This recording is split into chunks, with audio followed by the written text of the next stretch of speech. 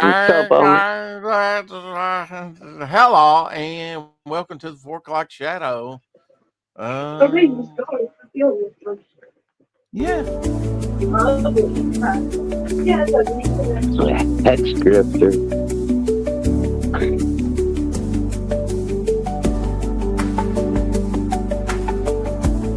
make sure your YouTube is muted. I think that's me. There, maybe that'll take care of it. Welcome to the 4 o'clock shadow. Once again, hello, Omer Glitch in the house saying, hell, the mighty chat. Hello, all. Hell, the mighty chat.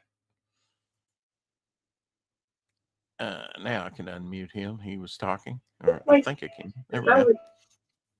They were talking, or the significant other, or little other was. Does this guy? Oh, I'm sorry. Does this guy even know how to do an intro?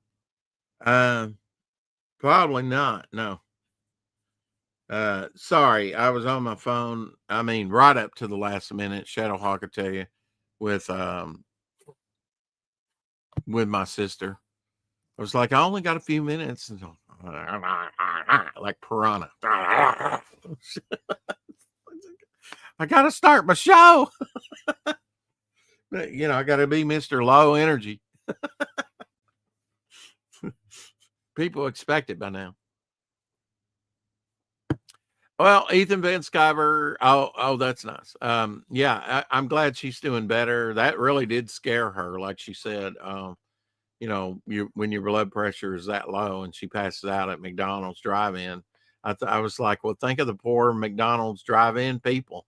They were probably freaking out that you just went under, and had to call an ambulance.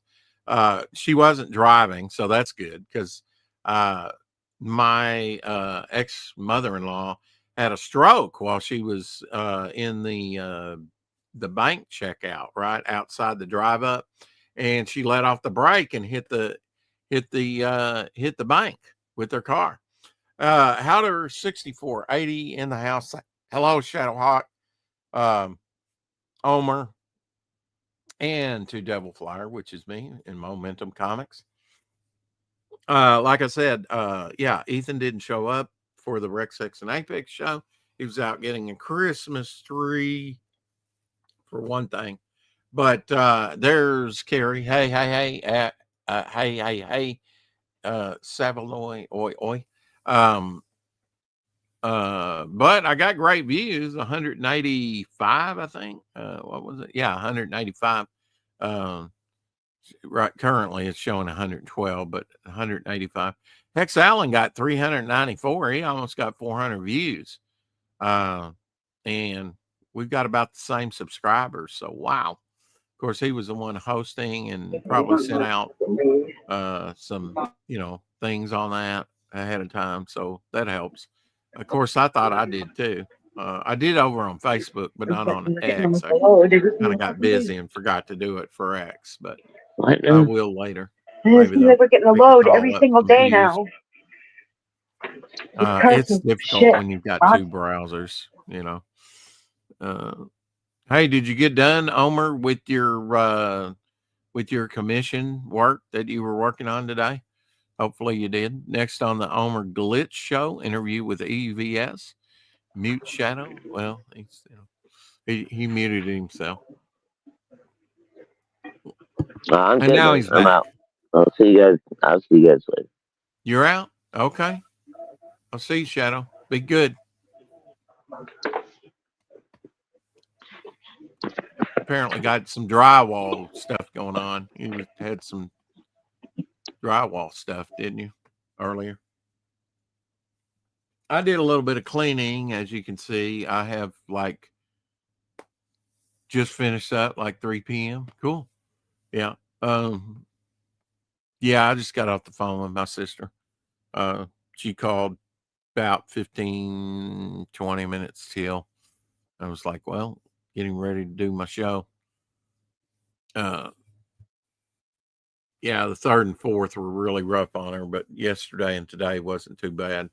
she seems to be doing better. And some good news, maybe she found a vehicle now. She'll have to drive. I think I was like, well, how old is it? And I said, I can't find it. 2017, about 52,000 miles on it.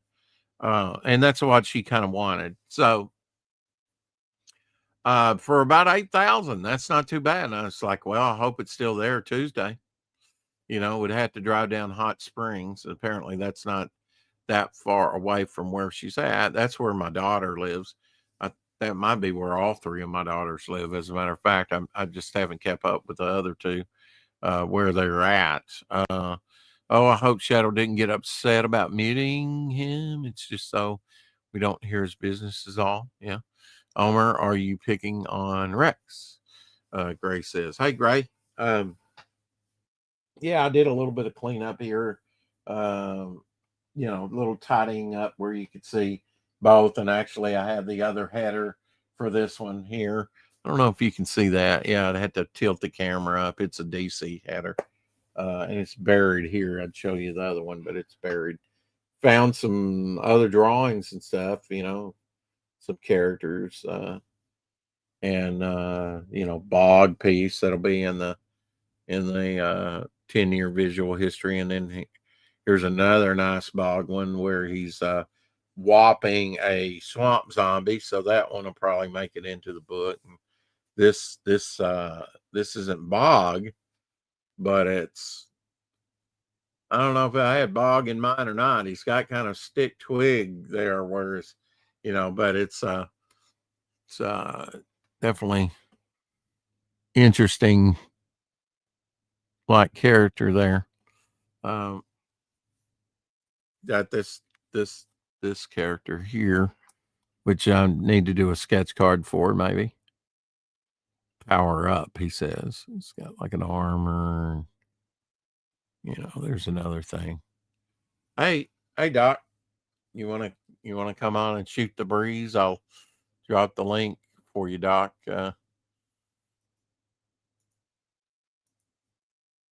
But he's gay as usual. I assume you're saying Bog, not really Gray. Let's see. Okay. Anyway, yeah, too early to tell. Homer doesn't get the link anymore. I sent you the link the other day. You can come in on that StreamYard link there.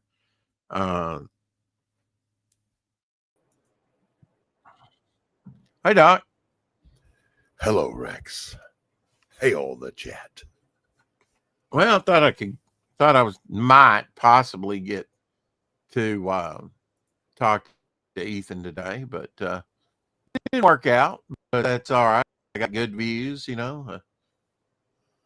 Yes, it to my channel. Unlike some people, I'm not too good to come on a stream with you, pal. Well, thank you.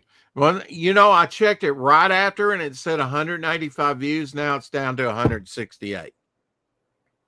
I have no idea how that happens. I don't either, but hey, Greg Cloudy. Hello, Hal Deer. Hello, Omer Glitch.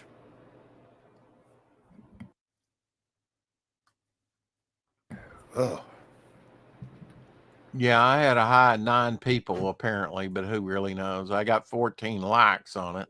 Thank you, Rex. I feel like I've been out of it all week. Yeah. I'm not too good to jump on the stream. Okay. Well, come on out. I mean, it's not my channel, but come on out. Come on in. Usually, so you guys, I just watched the cutest movie. It was E.T., but with geriatrics instead of with kids. It's called Jules, Jules, Jules. It was good. Warm and Fuzzies. Good movie. I was doing a little bit of writing today. How about you, Doc? Did a lot of writing today, Rex. Did you? Yeah, I did. I've got a passage I got to share with you, as a matter of fact. Okay. All right. Very, very short. I find a vacant parking spot outside of Bailey's and head in. The tension bleeds off as I make my way to my usual booth. Miss Betty, who works the breakfast shift, is long gone. In her place, I get Gladys, a younger model pressed from the same mold. Order the fish plate and sweet tea. There are places, I've learned, who don't serve sweet tea, as though the recipe was too hard or some such mischief. People who commit such atrocities probably call their mothers by their first names and are not to be trusted.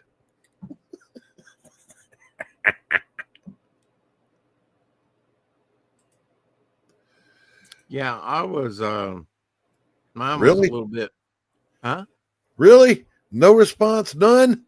Well, I mean, I like it, you know. I think it's very colorful. I think it's very spot on as far as, you know, the noir feel with the dialogue. I think, you know, That was Bishop being witty. Bishop doesn't normally do that. People who don't sweeten their tea probably call their mothers by their first names. These people are not to be trusted. Yeah, I mean, you know, sometimes you got to go against type, you know. I don't see how people drink unsweetened tea, Doc. Myself, and I. I got to have the sugar. You know what I mean? Well, me too. But fathom the irony of me saying that. Well, I kid you not, I'm sitting here drinking a cup of hot tea with no sugar in it because I'm really low on sugar and I didn't want to waste it on a cup of hot tea. So I thought, well, hell, our UK friends do it. Maybe I can do it. So about to try my first sip of unsweetened hot tea. You ready? Here we go, Rex. Here we go. I like hot tea. It's not as horrible. Not as horrible as you would think. I like hot tea, but I like it sweetened. Mm-hmm. You know, and when I will go out, I will usually to eat, which is rare, and it comes to the drink beverages. I'd say 7, 8 out of 10. I'm probably going to get sweet tea other than a soda. I pretty much same. If I go out, it's sweet tea. If they don't have sweet tea, then it's Dr. Pepper. If they don't have that, I don't want to eat there. I'll leave. Carrie says, Doc, you got to stop drinking tea. It's freaking me out. Well, Carrie, tea helps my voice, and I've been sick for the last couple of days, coughing my head off. So, yeah, the last couple of days, you know, after the 4 o'clock shadow, I felt like achy a little bit, you know, and I'm not one to take medicine. I think one day I took a couple of ibuprofen, which for my weight is really nothing. And then last night I felt a little achy. I overslept and did not go on with Janet from Another Planet on her Friday shit show, which usually I restream to my channel, where we talk politics, as you well know, Doc, because I've seen you out in the chat. And you know, I took a good dose, about 1,000 milligram ibuprofen, and today that might have been earlier today, as a matter of fact. And so I got some of that. I had some of that. What do you call that? That orange energy stuff or whatever. And I put that in with some water, and I was like, this is awful. So I got some. What you're talking about? I don't know what that is. Orange C or something like that, they call it. It's supposed to have like magnesium, zinc, and vitamin B, something, you know, something.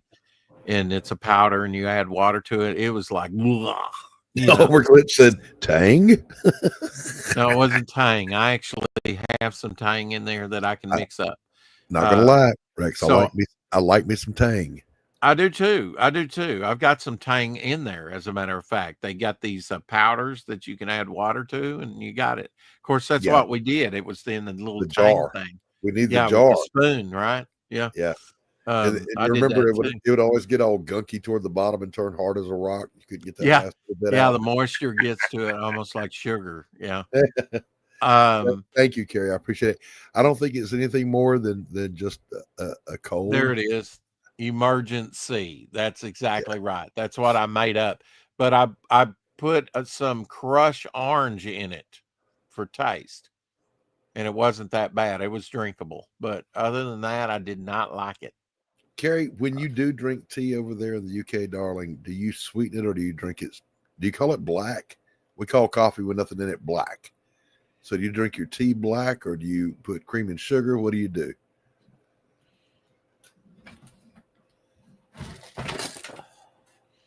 I put a little cream. I can't imagine. I mean, I'm sorry, sugar, but I don't drink cream.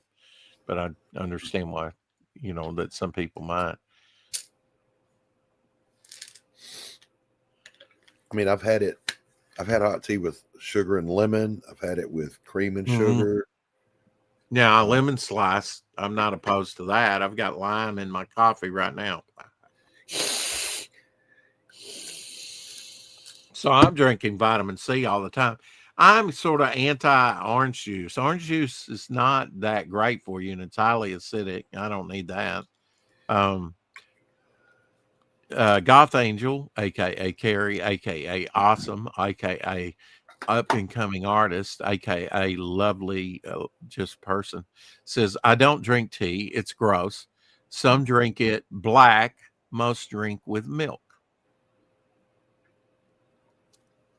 How dear, well, I'm drinking this cup black, and it's okay. Would you rather have sugar in it? I would. I'm low on sugar, Rex, and I don't want to waste it on just a cup, making little cups of tea. Oh, okay. Yeah. And I probably won't do more than 2 or 3 more cups of this for my throat. Well, I bought a bag a while back just to have some. Not that I do a lot of baking, but I have used some and dumped cakes and stuff of late, so I have used it. Brown sugar, and I can highly recommend at least this bag that I got of the Greater Value from Walmart has not clumped up and gotten hard like you're talking about, Doc. Maybe it's the humidity, but usually that brown sugar is bad to, become a brick after a while. Yeah, I keep brown sugar when I open up the little, that semi-paper bag it comes in. I put it into a big Ziploc bag, and it tends to do better. How dear 6480 says, I buy pure vitamin C powder. Mixing it with baking soda neutralizes the acidity. Baking powder is awesome. What are you after, Rex? Maybe a peck on the cheek if I ever meet you. Oh, that's so sad, Rex. It's just a generic orange pico tea, so I guess it's like a black tea, Gary. And lime isn't just as acidic as a OJ. Okay. Okay. I don't know, but it's certainly good in your coffee. I'm sorry, just a little spritz, Rex, juice can help respiratory. Yeah. Rex, there are people that eat monkey brains and swear it's good too. So that's just really not carrying any kind of weight with me whatsoever. I put lime juice in my coffee and it's good. I don't push it off on anybody, Doc. Kind of like your unsweetened little tea that Carrie won't even drink. I don't even know why I'm drinking it. What do you think about her choice for pizza? Have I asked you that before? She likes tuna, prong, and sweet corn. She says it's lush, delish. That is an abomination before the living God. Yeah. And let me genuflex on that one. Chilled monkey brains, yes. Yeah.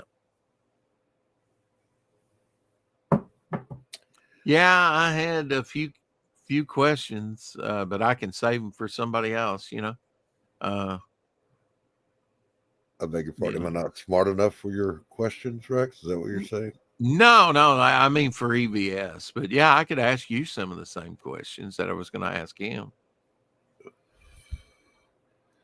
I'm not sure how I feel about this concept. Yeah.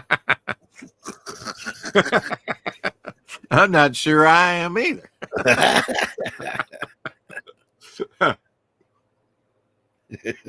I was hoping I'd pick up some subscribers, and then you came on. Oh, I'm sorry. Let me get the hell out. I'm sorry. That's an old joke, but that's all I got. Oh, me is old jokes. Yeah. At our age, Rex, any joke we tell is automatically an old joke. Yes, I get it. Oh man. Ben Kingsley stars in that movie, by the way. What movie is that? Ben Kingsley. I know Ben Kingsley. Jules. It's an old fella. He's starting to get early onset of dementia. And there's a couple of geriatrics in his peer group. Jane Curtin plays one of them. I don't know who the other actress was. But anyway, his daughter's worried about him. He's starting to slip, And an alien spacecraft crash lands in his backyard, and he's all pissed off because it crushed his azaleas. But he makes friends with the alien, Rex, and the alien, and it's their exploit. I don't want to spoil it, so yeah, but it's a touching, sweet little movie. I did see your fan art for Laurie, Carrie, and it was quite good.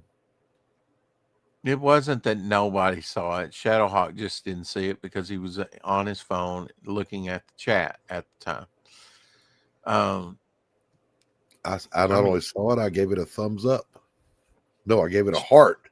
A heart, Ooh. Carrie. But what color heart? Well, there's only the one color on Facebook. Did you ever buy any Charlton? You probably didn't. You were probably primarily a Marvel guy. No, I did. I got some Charlton. I bought did a you little really? bit of everything over the years. Yeah, hell yeah. I got some gold keys from Charlton. What was that? What was that other off-brand? Dale? Maybe. Dale and Gold Key and Charlton. And, if we're talking 80s, there's a whole bunch of stuff. 70s. 70s. All I can think is that Captain Canuck. Cumberland Comics was the originally. What else? I mean, what else was out there? Harvey? Yeah, Harvey. Harvey was the one. That was Richie Rich and Hot Stuff. And you got that stuff, really? Yeah, you did. Yeah, I did. Jeez. Yeah. Wow. And by the way, do you know the lore of that? So, Richie Rich, Hot Stuff, and Casper are all drawn on the same body template, kind of like a lot of Hanna-Barbera cartoons. So the theory is Richie Rich was a greedy little kid, and he got hit by a car, and he became Casper the Friendly Ghost in purgatory, but he didn't make it. So then he became a devil. He went to hell, and he became Hot Stuff. Don't you blow off my lore, Rex. Yes. Very nice shape. Very fine plus from 1968, number 84. Huh? I just threw you gold, and all you're doing is showing a comic book. Oh. Threw you gold. This is why Ethan didn't come on. Selective hearing at its best. Yeah. Carrie, you will improve. There's a hard and fast rule of the universe. The more you do, the more you can do. The more you draw, the more you'll be able to draw. And every few drawings, you're going to hit a wall and feel like you can't get any better. And then you keep pushing and you do get better. Okay, Rex, there's something wrong with you. Have you sought professional help? Leave me alone. I know. I take it in stride. It's just, I would never stand my friends up like that, is what I'm saying. Who stood us up? You are funny, Doc, says Carrie. Have I stood you up on anything? Anything? I've been waiting for us to do that special training type thing with you for a while now. Of course, you'll have to send the links over on Facebook or Instagram. I don't do X right now. It's all set up. I'm just waiting on people to confirm. Like, I'm not forcing anybody to do it. I'm offering it, and if people want it, I know you are. And usually you get paid very handsomely to do such things. That's true. I found my old files, my PowerPoint for it, and I updated it and edited it down because no one in this group's going to be doing therapy. So you take all that stuff out. No couch. I can't lay down on the couch and say, Dude, I had a guy come in to my office one time, and there is a sofa. There's almost an entire living room in my office, a very big office. But that's for when I'm meeting with a family or whatever. Man, this guy came in, and I guess he watched one too many movies or TV shows about what going to counseling was like. He came in and laid down on the couch. Like, yeah, we don't do that here.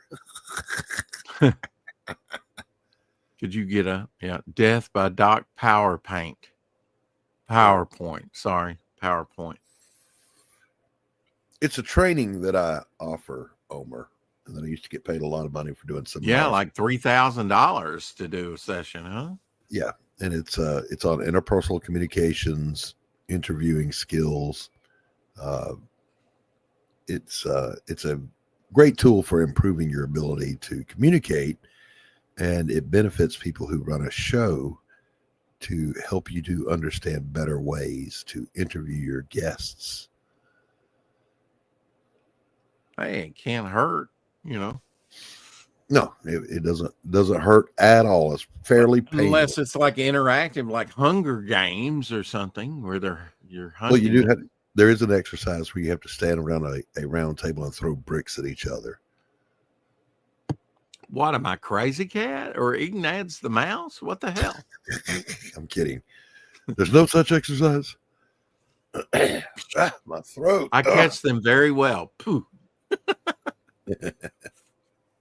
I was the dodgeball target.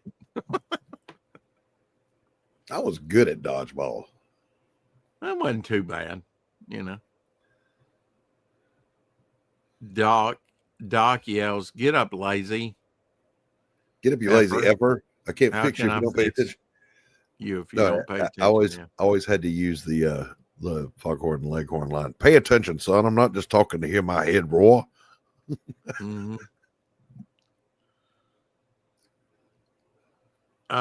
If you were to buy some Old Charlton, what would you buy of Old Charlton? I mean, I guess if you'll buy that Harvey crap, I don't know. A lot of people enjoy that.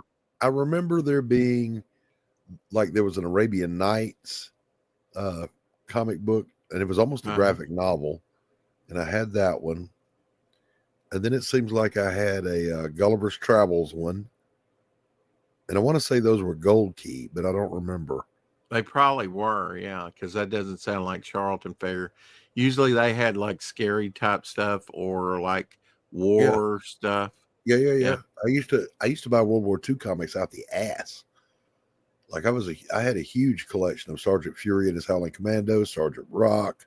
Mm-hmm. Then probably the rest of those were all Charlton. And and Harvey had a few back in the 60s, but that was before we started, collecting. Right. But the first Charlton I collected was this Charlton Bullseye, which had just a year or so before that was in sort of mail order magazine format. This is number one that had Blue Beetle and The Question. Mm-hmm. Of course, I was intrigued by this and bought it. It was different. It was different every issue. Did Ditko originally publish The Question through Charlton? Yes, in the 60s. Yeah. Mm-hmm. After he left Marvel. Yeah, I remember that. Yeah, he worked for Marvel probably as much as he worked for Marvel or DC. Probably more so. He did some of his best work, on those scary titles that Charlton had, like Ghostly Haunts or Scary Tales. Here's a Ghostly Haunts. Best name for a line of comics like that in history, Rex. How about Grave Tales? How about Scrot? Grave Tales. Okay. Dude, I'm throwing you praise here, and you're shitting on it. That's a Steve Ditko cover. Yes. And by the way, your Grave Tales logo that I designed for you looks every bit as good as that one. Yeah. And I think these are military. I was going to ask Shadowhawk. Charlton did horror stuff, loved it. I think these are military. He said, they'd have a star. Well, here's a star printed, not stamped. They all have stars on them. And the only thing I can tell is it's not Mark Jewelers, and this is great shape, really, because this is a black cover. That's pretty good shape. If you got that press, that's nice shape. But all these have little stars printed up in the corner. I think they're military. And let me just get this You one mean out. they were issued on a military base? Yeah, you would pick them up at a PX. Yeah. But you can see this one better. Yeah. Now this one's got the little iron-ons on the back. Yep. I did not realize that. Well, it's got that lovely water damage on the back cover too. That's awesome. Well, yeah, this was the worst of the lot. I picked this up in a lot. It had like early John Byrne, Charlton's Space 1999, Doomsday +1, and it had some of these scary tales. And the one that I wanted was issue 4 because it has like a swamp bog like character in it. And I first I was looking at a YouTube video and they had a review of that book or were showing that.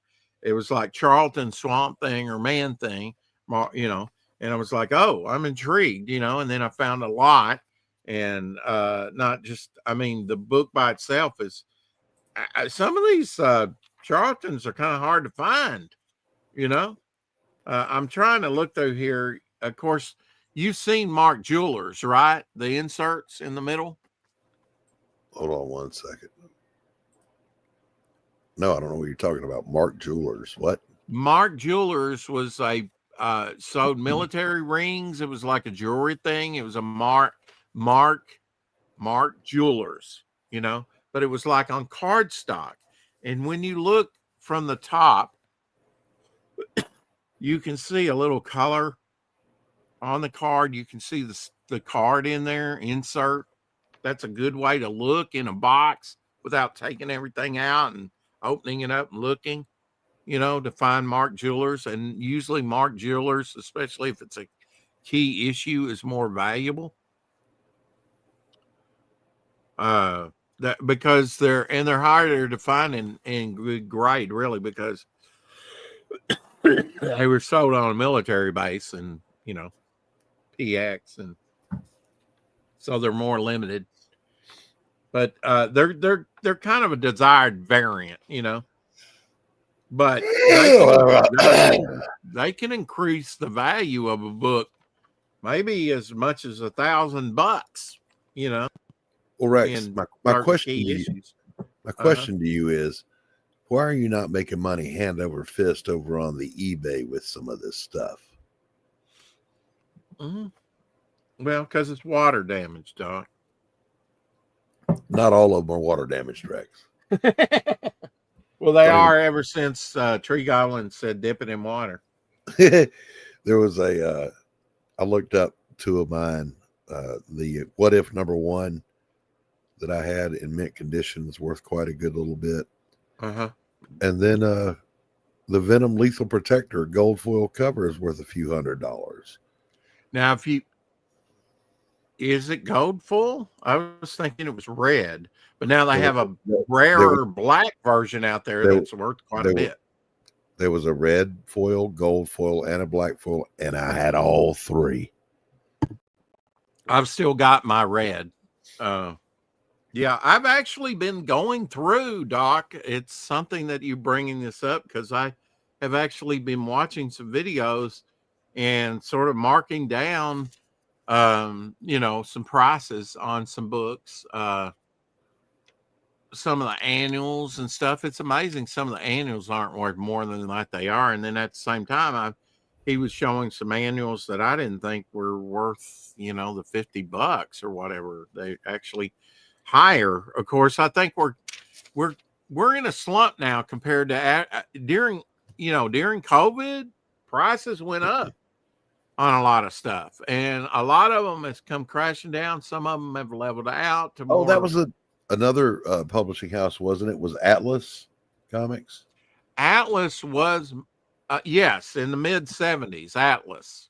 I remember Atlas Comics. But now Marvel was called Atlas before it became Marvel.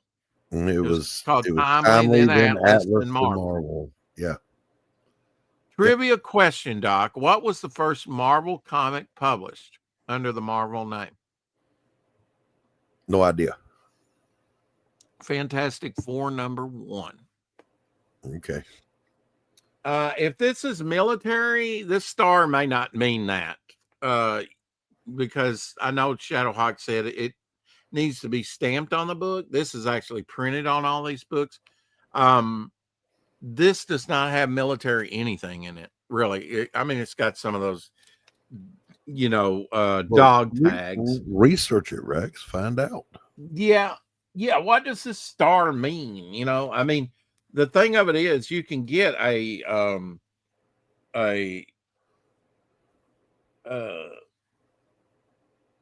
PhD if you study hard enough in this, but you never can exhaust it. See, that's got the iron on.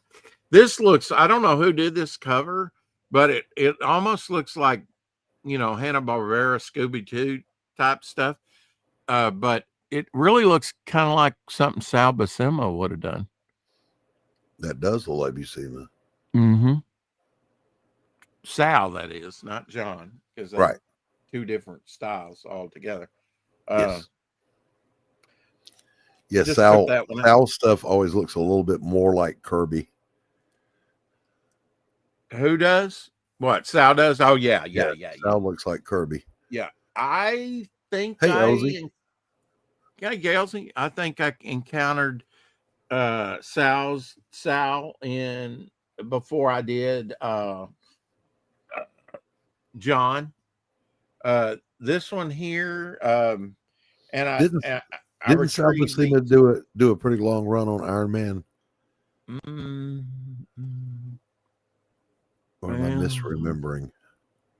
Yeah, George Tuska did. There was some Gil Kane there. Fear Feeder. That's what this is. And see, that doesn't have the military. One of these, it's making a liar out of me, has some military rings on the back. This one does not. This is like radio type thing. But I had a military ring, but I never heard of Mark rings. Mark Jewelers, yeah. Never heard of this. I left my first Navy ring in San Diego, and here's the sad part. I remembered where it was as I was flying back east, and because I couldn't find it when I was getting ready to go. And then I was on the plane. I was somewhere over the Rocky Mountains, and I remembered exactly where it was. I had left it on the shower in the barracks on the soap dish. And I was like, son of a bitch. So I got a new one when I was on the East Coast, Rex. And then I lost that one too. No, okay, man. That's beautiful. Yeah, it is. It is rather nice. The artist that did it, and it's of course it's kind of like Charlton Swamp Thing or Man Thing. It's called Fear Feeder, and in the end, spoilers: the old lady who's blind, and he goes in there to feed off her fear. She thinks he's, because she's, who knows, her ex-husband, and she kills the creature by her love. Oh, he just kind of shrivels up and dies. That bottom panel of her in black and white is some damn good art. Let's see that again. Oh, it is. Yeah. Show it again. Yeah. This panel here you're talking about. Man, that is good work. I would Yeah, I love was to have looking for seen an that in the artist original name black here. and white, not colored, Yeah, yeah. Yeah, it'd be effective in black and white too. Oh, Absolutely. yeah, it would. See, two of the people were kind of abusive, not really, but I mean they wind up being killed. And then the creature is drawn to the house that they came from with her presence. It's just a short story, but and in the meantime, like this wolf or I think it's a fox, is destroyed by the water hole by the thing because it was fear, but it was not enough to feed it and keep it going.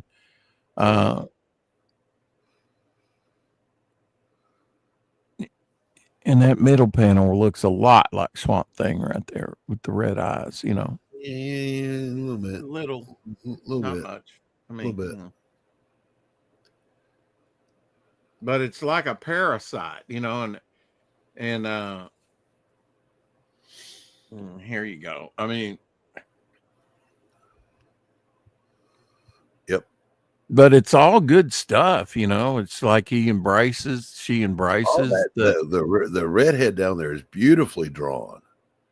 Yeah, that almost looks like Mike Grell's work. She's the sort of narrator of scary tales. Yeah, but that one drawing, you tell me that doesn't look like Mike Grell.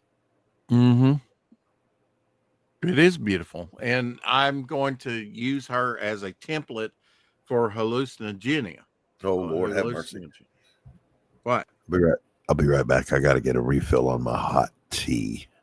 Oh boy. I can't believe though I haven't found the military thing though. Any other time it'd be right there. Here is one of the magazines that I found back there. Sea Monsters, Man-Eating Killer from the Deep. The truth about Lost Nest Monsters, ships that have been attacked by sea monsters in American waters. Cool, huh? And a nice, very nice condition. Second issue. I've got number 1 right here that I've shown you with the movie sort of version, number 1 there. That may even kick this whole series off. This is number 2. This is a black cover. Yeah, it's right there. It's got some breakage of color, but still, that really hurts it. Other than that, a little, very nice. Here's your lizard representation. Second smash issue where he's going up against a lizard man. Look at the black on that, man. Condition's great, except for this corner. And other than that, it's very nice condition considering how old it is. But yeah, there's your lizard representation for today. Skull the Slayer. I've got a few of those. I think I come across one of those not too long ago. Comic reader here with the Spirit, December 1975. Will Eisner artwork. All these were done in black and white, sort of ash can size, except for number 100. And then toward the end of the run, they went full on color covers. This is a very rare. I would be surprised if there's like 400 copies of this out here. This is the same company that did Grips. You might have heard of Grips. You might not have. He was kind of like in the late 80s or early 90s, a more violent Wolverine, they would say, very young Tim Vigil drawing Grips among other characters. But this is Greater Mercury or this isn't any Greater Mercury or Silver Line comic or Silver Wolf comics rather. Not to be confused with Silver Line Comics, which is Roland Make mine Silverline. There you go. That's a good tagline. That is their tagline, Rex. Venusian Press presents Tink. Bad logo, but I doubt there's 400 copies of these even made. Who knows what the print run was? But this is an oddity in my collection because that actually looked kind of interesting. It's not. It's not. It's not Silver Wolf or Greater Mercury, but it looks formatted in the same. And here is the first appearance of Captain Marvel, which has been a little pricey book. This is actually pretty good shape. Pretty high grade, actually. His first silver or Bronze Age appearance, first modern appearance. Number 1. And this one here, very rare, less than 1%, Doc, with the barcode. This is spinner rack. I bought this off the spinner rack, but after whatever year this is, 2000 something, which you just don't find this stuff. And it's a wonderful cover too, because it's got the retro Captain America and Bucky up there. Okay. Along with the more modern Cap and going up against Winter Soldier. So wonderful cover. What makes this really valuable? Barcode. Okay, so that's some of that obscure nerd knowledge that I don't have. Go-gur. That's kind of a swampy character, huh? It's kind of Image put that out. That's interesting, I guess. Yeah. Looks almost like Sam Keith. Yeah. And I didn't know this, but CBCS, they graded this, but they didn't slab it. And they didn't check it for restoration. That's the difference. It would be like a 9.6, this Eternal Warrior number 5, with bloodshot there, whatever. But you see, they kind of graded in the raw without kind of, and this guy made little mini comics. I actually met him a couple years. Cynical Man. Okay. Cynical Man sells out and is in big format by Eclipse Comics. Okay. Yeah. He basically did these mini comics with this stick figure character. And they that does not look interesting to me. Okay. How about Young Lust? Far more interesting.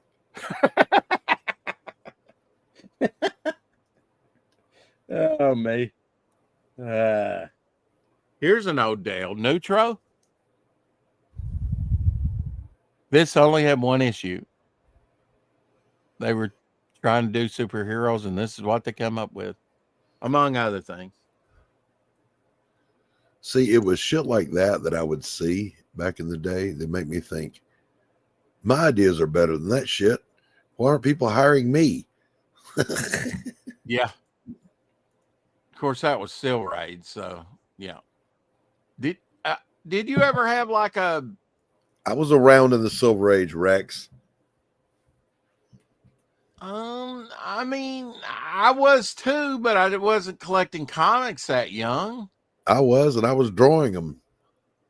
Well, wow. Well, you got one up on me then, because I mean, it's 1969. I'm like 3.5, 4 years old. You know, I'm not Silver very Age, old in the 60s. Silver Age ran all the way into the 70s. Get out of here. Oh, crap. No, you know, maybe 1971-ish. No, it ran into the 70s, Golden Age, Silver Age. And then what they not according to and then what they call the Bronze Age started kind of alongside the Image Revolution. We didn't call it the Bronze Age in the industry because I was in the industry back then. Copper Age. We called it the Dark Age because everything was bloody, Captain Dark, Death, War. You know, you had to have one of those words in there. And it had to be a brooding, murderous hero, and apparently carrying a big gun was a superpower. Oh yeah. Everybody was calling it the Dark Age.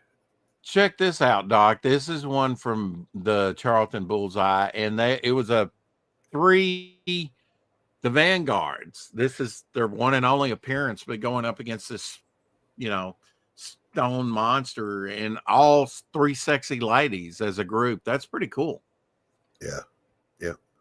I loved it. It was a good story. I love the, almost Fantastic Four #1 cover, with the creature and It is. hand. It is very much an homage, isn't it?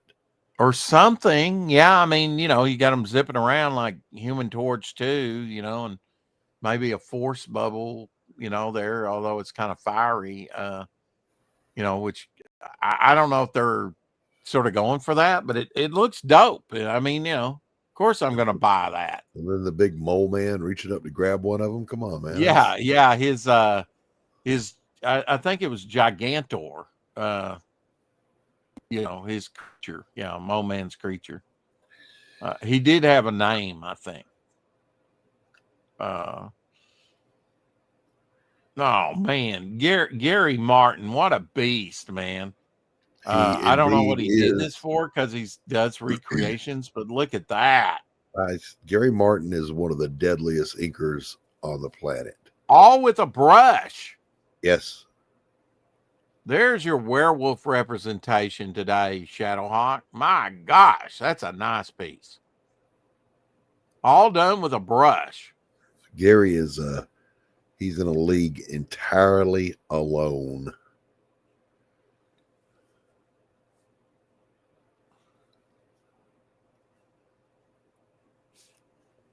Yeah, I mean, if you can do that with a brush, you've been doing it for years, I mean, it's not so much that he does it with a brush, it's just how good he is at it. Let me show you a romance comic. Matt Baker from 1954. He was known for, a very rare happening in comics to be probably the most prominent dark-skinned artist back in the day. I don't know what you mean by that. Okay. Negro. How about that? He was a black man. Damn it, he was Ray. a black man. Okay, we'll say black man then. Yeah, does she not look very contemporary, more so than 1954 when this came out? I mean, she's hot by today's standards too. She's hot by today's standards. So yeah, I mean that cheekbone line is a little yonky, but otherwise, yeah. Yonky. Yeah. I mean, it was kind of prominent there, wasn't it? That was before even Whiteout, though, so he could be forgiven. Well, when did Whiteout come out? It was a whoopsie. Whiteout, I think, popped up in the mid to late 70s. Really? Are you sure it didn't come out before then? I will look it up.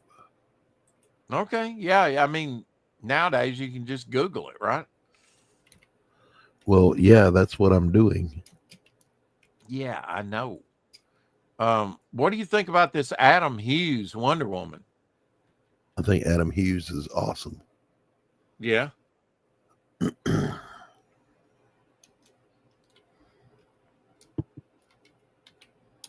Oh, that lime is so good. You put the lime in the coconut. Yeah, it was first called liquid paper. Yeah. She first started messing with it in the 50s. Right. Now that's for the typo errors, right? For the typewriter errors. Yes. And then by 1979, she sold the formula for $47.5 million to Gillette, and it became liquid paper. Oh, so they're just going by a new name, rebranding. So liquid once again, paper. I was right.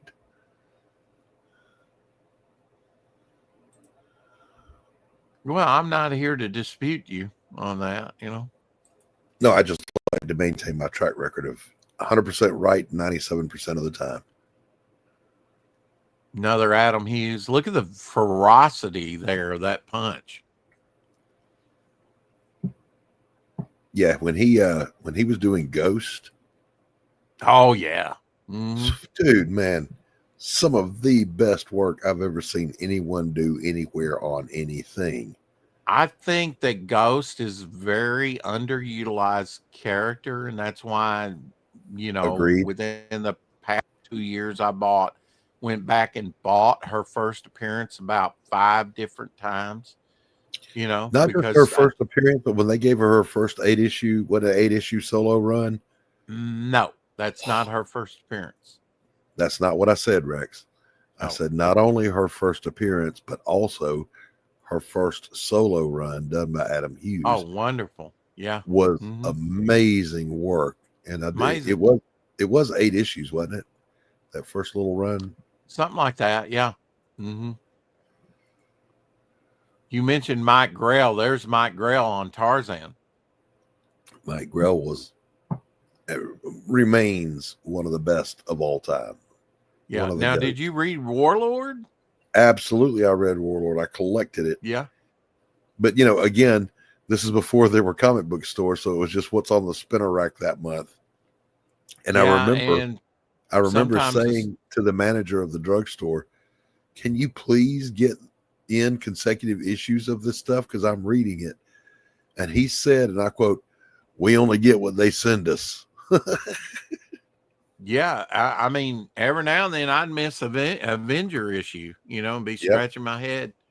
That's when you have to go around. My dad was kind enough, we would go to the gas station where I would get some, and if they didn't have it, we would go to the drugstore. We would travel to find them. Here's the magazine, one of the magazines with Joe Staten's E-Man. This is actually magazine size in the first run, which I guess was done exclusively through mail order.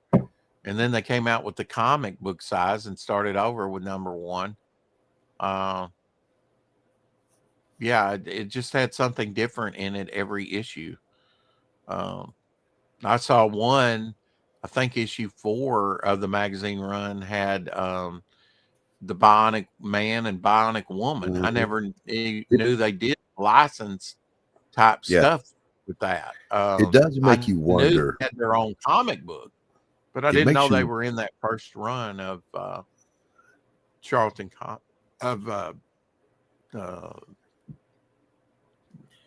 if Charlton Comics had gotten a good editor-in-chief with a vision for continuity, how well they would have performed, because they had some talent. Oh yeah, I mean, here's number 7 with Captain Adam, Steve Ditko's old character, that he created back in the early 60s. Yep. It was different. You had Vanguards, you had this, you had a horror issue, you had a funny animal story with number 2. And but there was never any continuity. There was never any continuity to it. No, it was almost like an anthology series where you had one complete story, or maybe 2, like number 1 there, 2 superhero stories, Blue Beetle and Question. But and then that was just it. You were just out of luck. Yeah, right. Now there is one exception, and people laugh when I say this. Made his first appearance in issue 6 and made his second appearance in issue 9. Thunder Bunny. Well, you can understand how apparently it was popular enough for him to come back in a second issue. Thunder Bunny. I love Thunder Bunny. I don't care what you say. You know what his power was? It was like he went upon this anthropomorphic type UFO, right? It's got like a control panel there, and it's got like 2 fingerprints, but the fingerprints, the handprints, right, where you put your hands to do whatever on the ship, only has 3 fingers and a thumb. And he does that, and the boy he is a boy that reads comics and whatever, and I thought that was cool. Becomes Thunder Bunny when he claps his hand instead of saying Shazam, and he's even got they went with the red and white. The very first issue and the only appearance of the blue and white costume was in the first issue in number 6, and then he makes a reappearance in red and white costume, which is more like the Captain Marvel family. And so both are, first appearances of something. I'm almost embarrassed to be seen in public with you that you know these things, Rex. Well, I mean, these were comics I read and adored. I mean, and still do. I mean, I probably got over 10 issues of his first appearance because I hope it takes off. Because it's wonderful stuff. He was not only in Charlton. He went on to Apple Comics. He went on to Warp Graphic Comics. He went on to different publishers. Maybe Fantagraphic. He went on to do. He was in Archie Adventure Series with other MLJ characters. So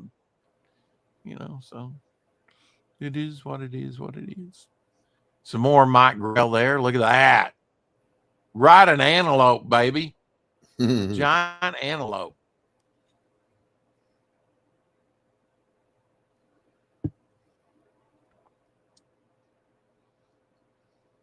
And we often forget that Mike Grell was an artist on Legion of Superheroes back in the early 70s.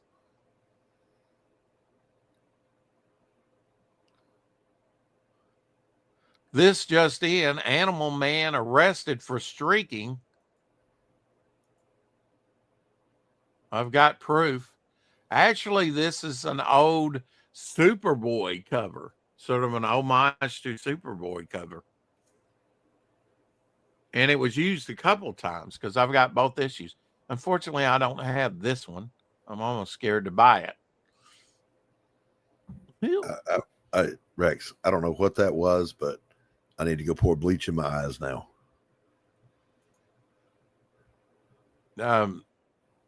It's too late, Ethel. Boogadab. Oh, I guess they call it the street. And he wasn't wearing no clothes. Don't look, Ethel. It's too late. What did they say? She got a free shot.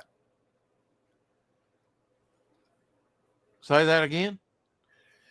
I hollered, "Don't look, Ethel!" But it was too late. She done got a free throw.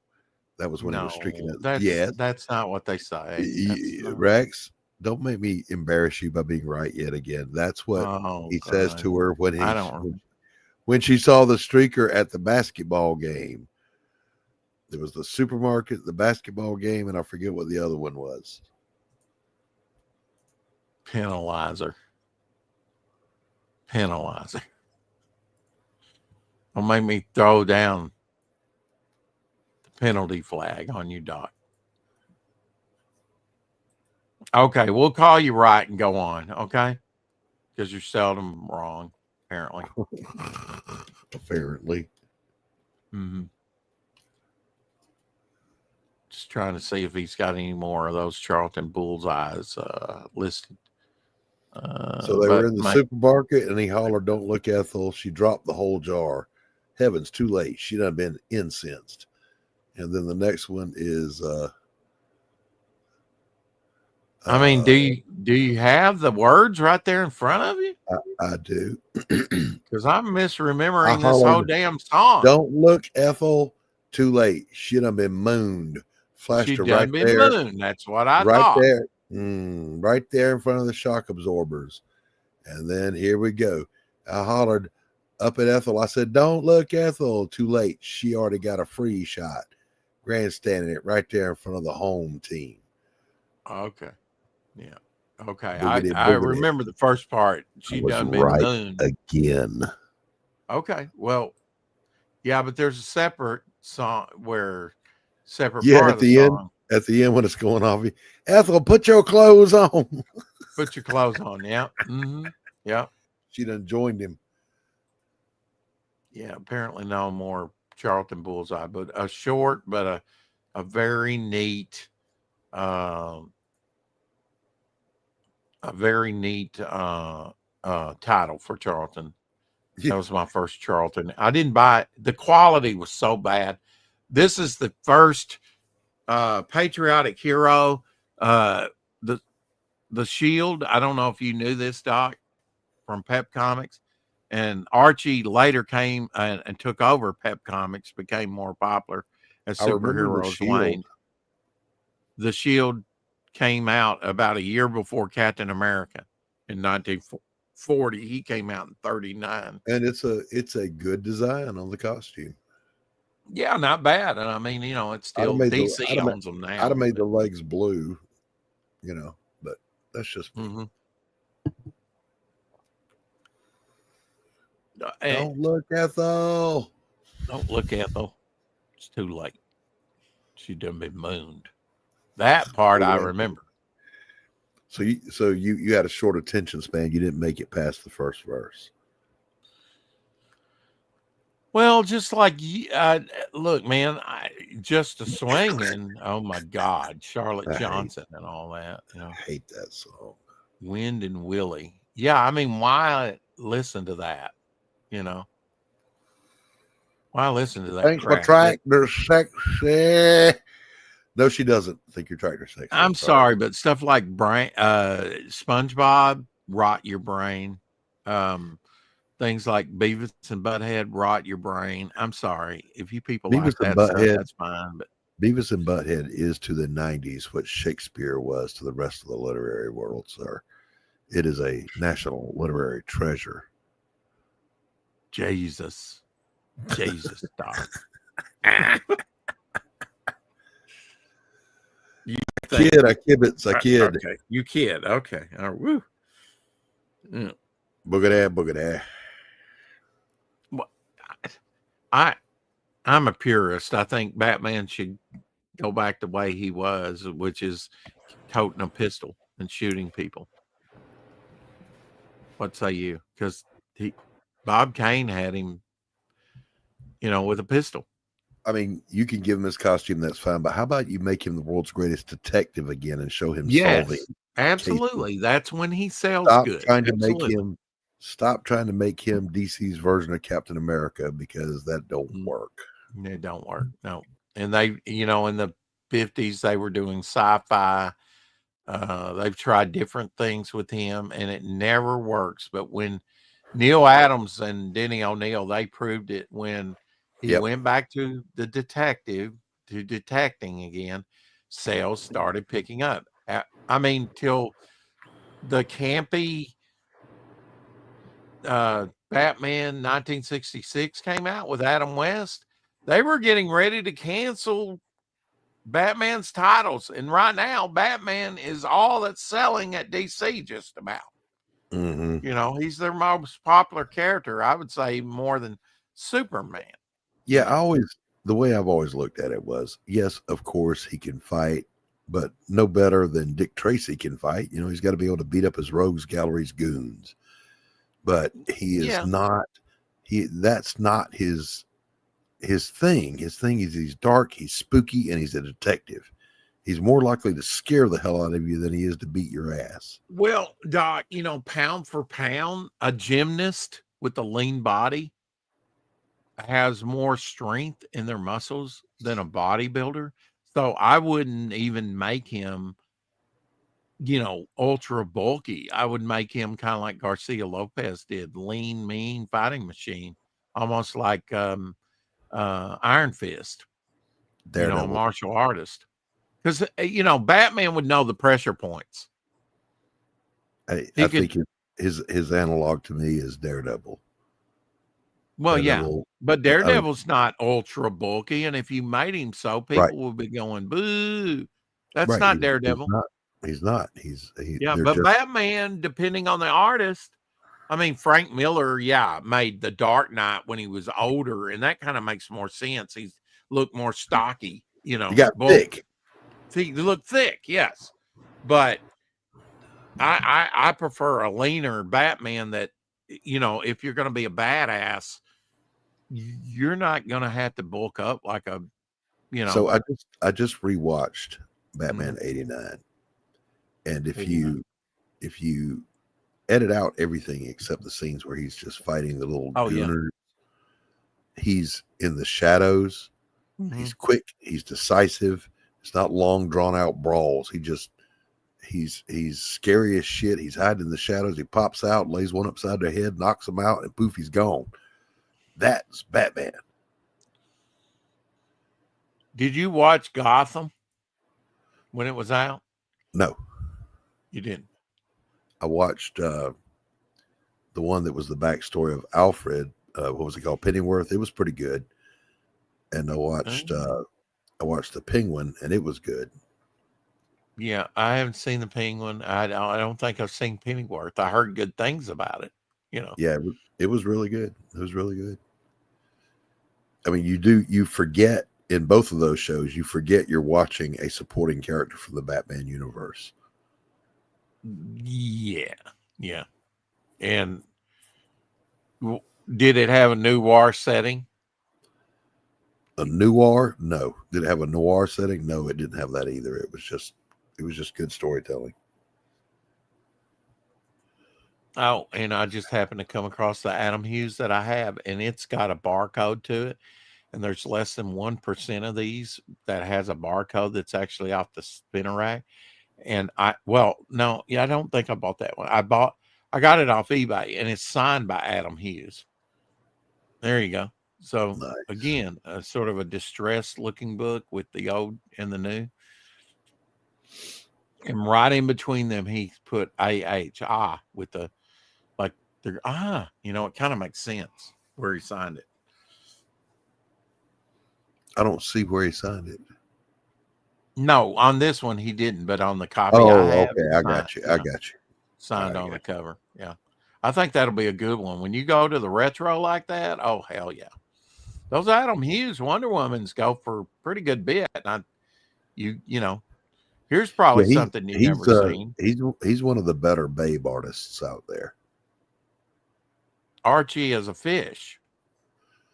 Pretty sure I never saw that. Pretty sure if I did see it, I would want it. And by the way, Rex, why did he have a dick?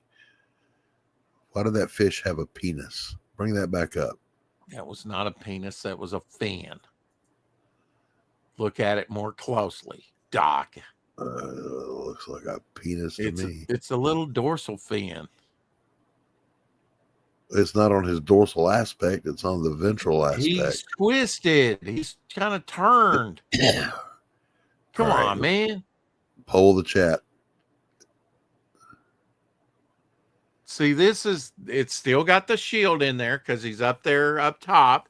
It's got Black Hood in there. So it's still got the superhero element, but this is about 10 issues into Archie, and Archie totally takes over this title after a time. He becomes so popular. Carrie agrees. Looks like a penis. Well, she would agree to that because she's just projecting like you. No, it looks like a penis, Rex. That's the reason I say it looks like a penis. It's like, yeah, that's a hamburger. Why? Because that's what a hamburger looks like. Yeah, and then you find out it's just ground turkey. That's just sad, Doc. Just sad. Why does turkey always try to pretend to be other things? Turkey should just be itself. Well, I mean, I buy it because it's like $2 a pound as opposed to like $8 for ground beef. But just be turkey, you don't have to be an imitation of something else. Turkey today. Turkey. Taco turkey. Hilsey says his name was Dick. LZ sees it too, Rex. Doc, did you buy more of Marvel 2-in-1 or Marvel Team Up with Spider-Man? I bought a lot of 2-in-1s. I did too. But, and I'll be honest, again, it was because they were all over the spinner racks. They were always available. Yeah, I mean, it was years before I saw an X-Men book. I just never saw one.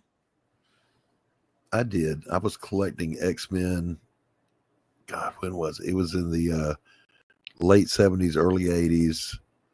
You know, that lineup with Well, Cyclops, by then I was, when it was Banshee, John Nightcrawler, Byrne. Wolverine. You didn't get any Yeah. Dave Cockrams?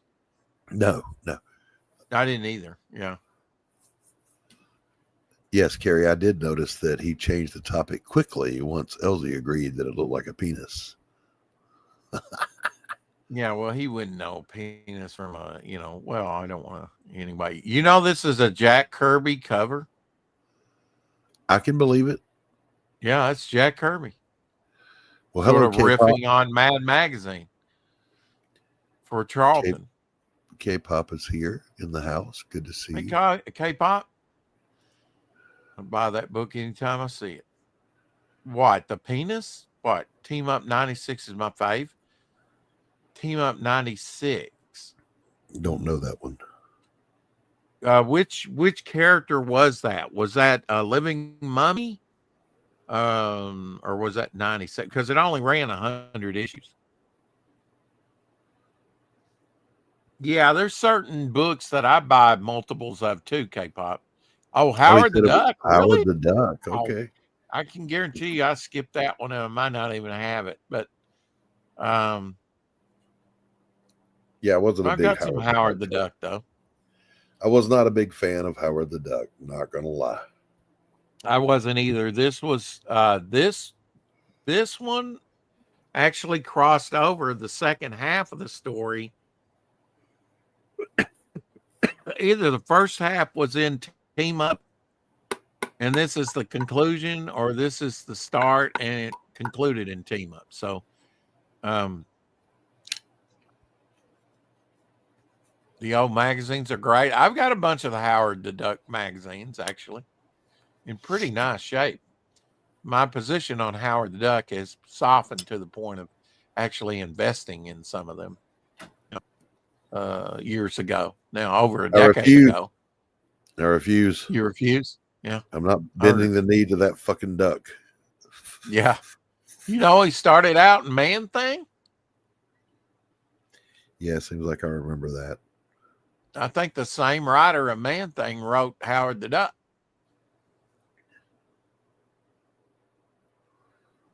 Oh, you'll like this cover, Doc, because look at that fedora hat. Yes. Mm-hmm.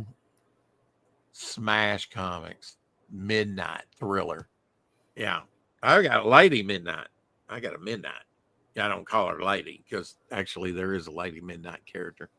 And the gay Ray. They turned the Ray gay in modern DC. I didn't like that. I think he was sleeping with a villain, Captain Code or something like that. Also buy any of the Living Mummy stuff. Yeah. He's not in a lot of stuff. He did have one Marvel 2-in-1 issue, and that was, I think, 97. I saw it recently. I'm not trying to be derogatory or funny, but wasn't there a story arc in one of those books that had a gay character where one of them got AIDS? Yeah, that was Lightning Comics, and it was what was the character's name? Bloodfire, something like that. Yeah, I don't remember. I just remember that it happened. Yeah, that's true. Yep. And keep in mind, I was working in medicine when AIDS was first emerging as a threat. Right. And we would get daily, sometimes hourly faxes from the CDC on its volatility and transmission and what kind of precautions to take and how it's transmitted, whatever. It was scary because, we were trained. You don't stop and glove up. If somebody's bleeding, you get a hand on that bleeder immediately and stop that bleeding. And right. It was just a scary time to be working in trauma medicine. Well, what happened to it? Did it just go underground? Because that was the big topic of in the 80s and the early 90s, and then it just kind of went along. And why is Magic Johnson still alive? It's imminently more treatable now. It's not curable, but it's treatable. Right. You can manage it better. Yeah. Is that a good way to put it? Yeah. Hey, good Doc, stuff. what about you ever doing anything with public domain characters? To be honest, Rex, I'm so busy with my own stuff these days. I Good got stuff. no time. I got no time for anything else. Well,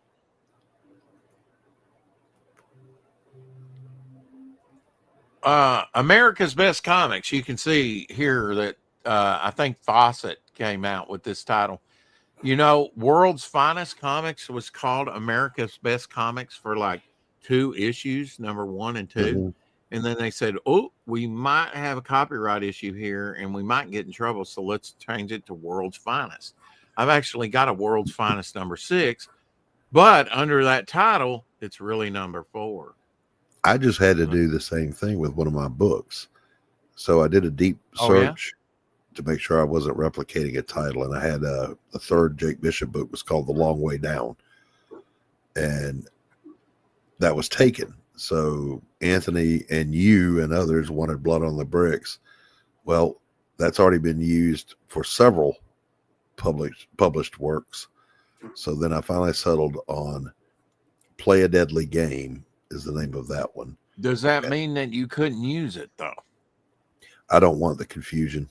One of the other Blood on the Bricks was apparently an erotic series. I don't want that. Yeah. So anyway, Play a Deadly Game is the name of it now. And then today, the name of the fourth one popped in my head, and it's Sufficient is the Evil. Playing on Matthew 6:34. Interesting.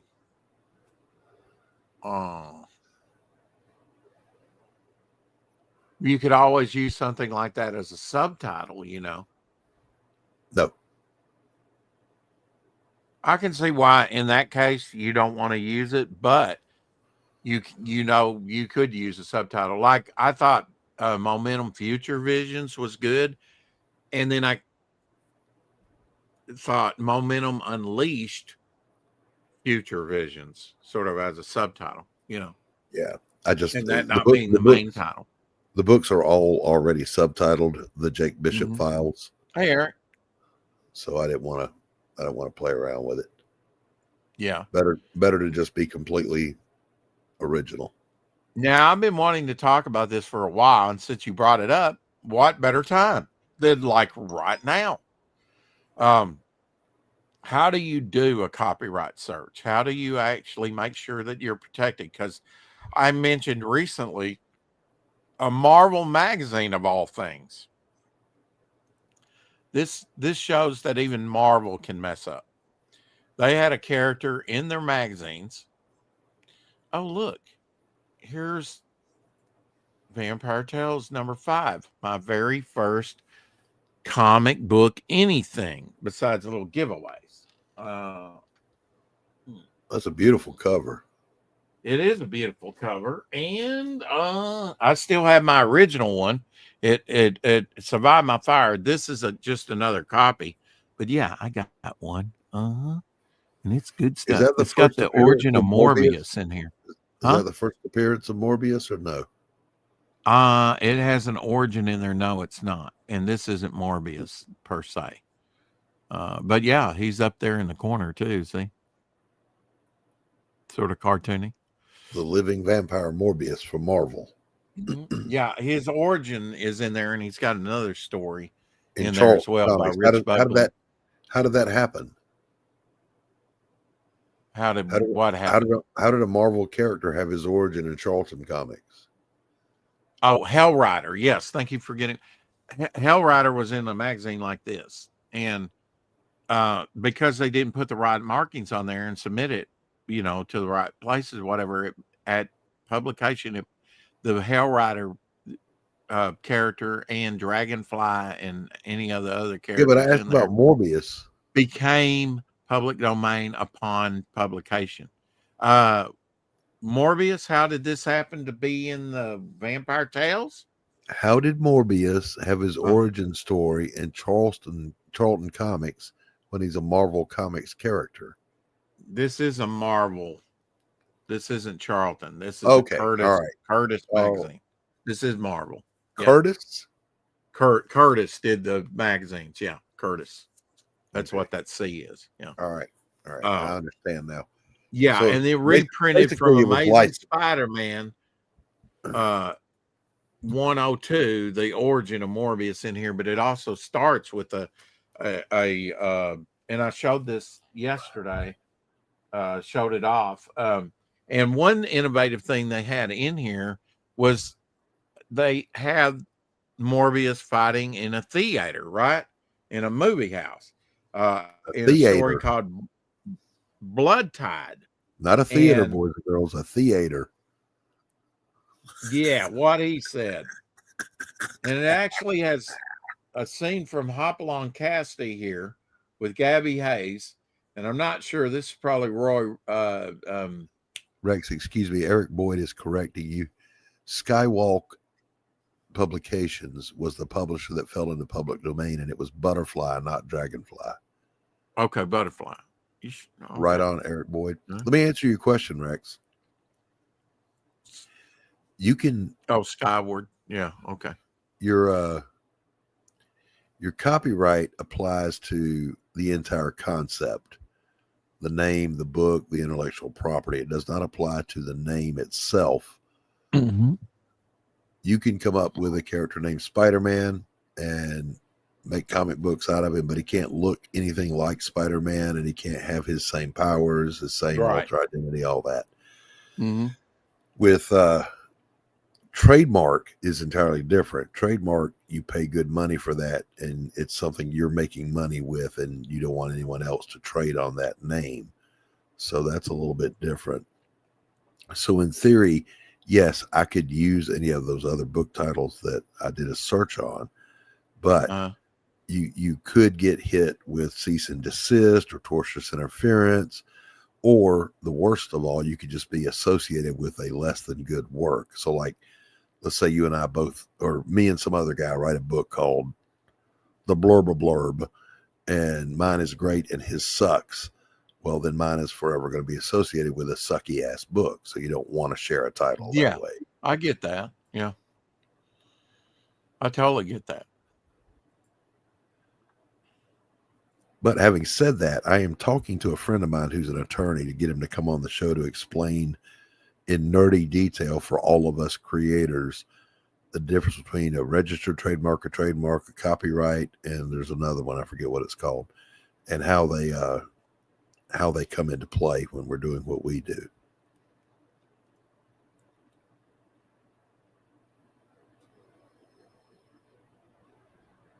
Well, that's cool. Let me Doc, know when you're going to do that, because I would actually like to watch that. I'm sure there's other things on YouTube, but love to watch something like that. Well, I was going to do it as a Q&A and have the chat ask their questions too and have him answer them, but I would already have several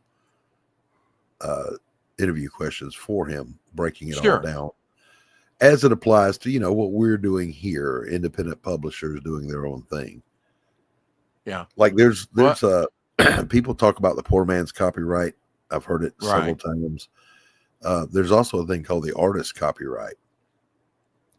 The artist's copyright is if you draw something or paint something, as soon as you sign your name to it with your professional signature, it's copyrighted. Yeah. I get that. Yeah, because otherwise, like when I was painting, am I going to pay and apply for a copyright on every painting I do? I'd go broke. Right.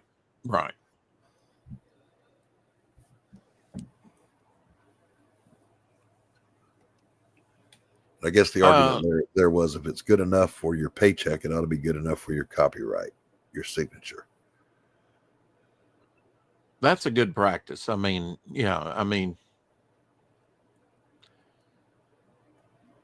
Obviously you've done it originally I guess it has to be signed though, right? Yeah. Any unsigned works are not covered. Right. So if I do a painting Mm-hmm. and I sign it, then no one out there can start making prints of it, putting on calendars or whatever. Now Mm-hmm. they can steal it and digitally remove your autograph. Yeah. In which case though, you could sue the shit out of them. Yeah. Yeah. I almost bought over $800 worth of production art that way. They actually took like Ernie Chan's signature off of something. They were getting the photos from Heritage Auctions. Huh? What a horrible thing to do. I know, right? I got my money back. Absolutely. Yeah, no I shit. said, I want a refund. I will send this stuff back to you. Well, there was a print run of one of the comics that I did in the 90s where they have removed my signature from the cover, and it's still on the cover on some of the advertisements for it. So I was like, who did I piss off that they took my signature off the damn cover? Mm-hmm. Do you like Jack Adler? Because Friday on Feature Friday we're featuring not Jack Adler. I'm sorry. Jim Aparo. Because I wouldn't expect you to know who Jack Adler is. I don't know who a lot of these people are, Rex. I'm not gonna lie to you. I'm just my nerd Well, cred is not that deep. Well, Brave and the Bold, he did a lot of Batman and Brave and the Bold and other titles. He did Adventure Comics. Of course, I know you were more of a Marvel guy, like you know. I was. Yeah, I am a bit tired, Eric. He did do the Spectre, but I think the Spectre was not in his own title. He was in Adventure Comics. Definitely. He did some great adventure comic Spectre stories for sure. Now DC did have a character that I liked. They had a DC what? DC had a character that I liked and I would read. Bawana Beast. Called the Phantom Stranger. I thought for sure it was Bawana Beast. Yeah, Phantom Stranger goes back all the way to the 50s. I like that DC character. Comics. I like the concept. I don't know where he falls in power ranking in their lore for DC. Right. But I always just liked him. He's a big cosmic character, and he's basically, you've drawn the Bystander, I think. Yes, I have. Him and, fedora hats are cool, right? Trench coats are cool, except for of course they are. Yeah, and I had to have that type. I had to have that at least one of those characters like that, and in more recent years, I would say about 10 years ago, maybe. I'm not sure on that. They did a story with an Image property character that they picked up, and who was the other? The Question, and there was the Phantom Stranger, and in some of the iterations, he's got sort of this medallion metal necklace.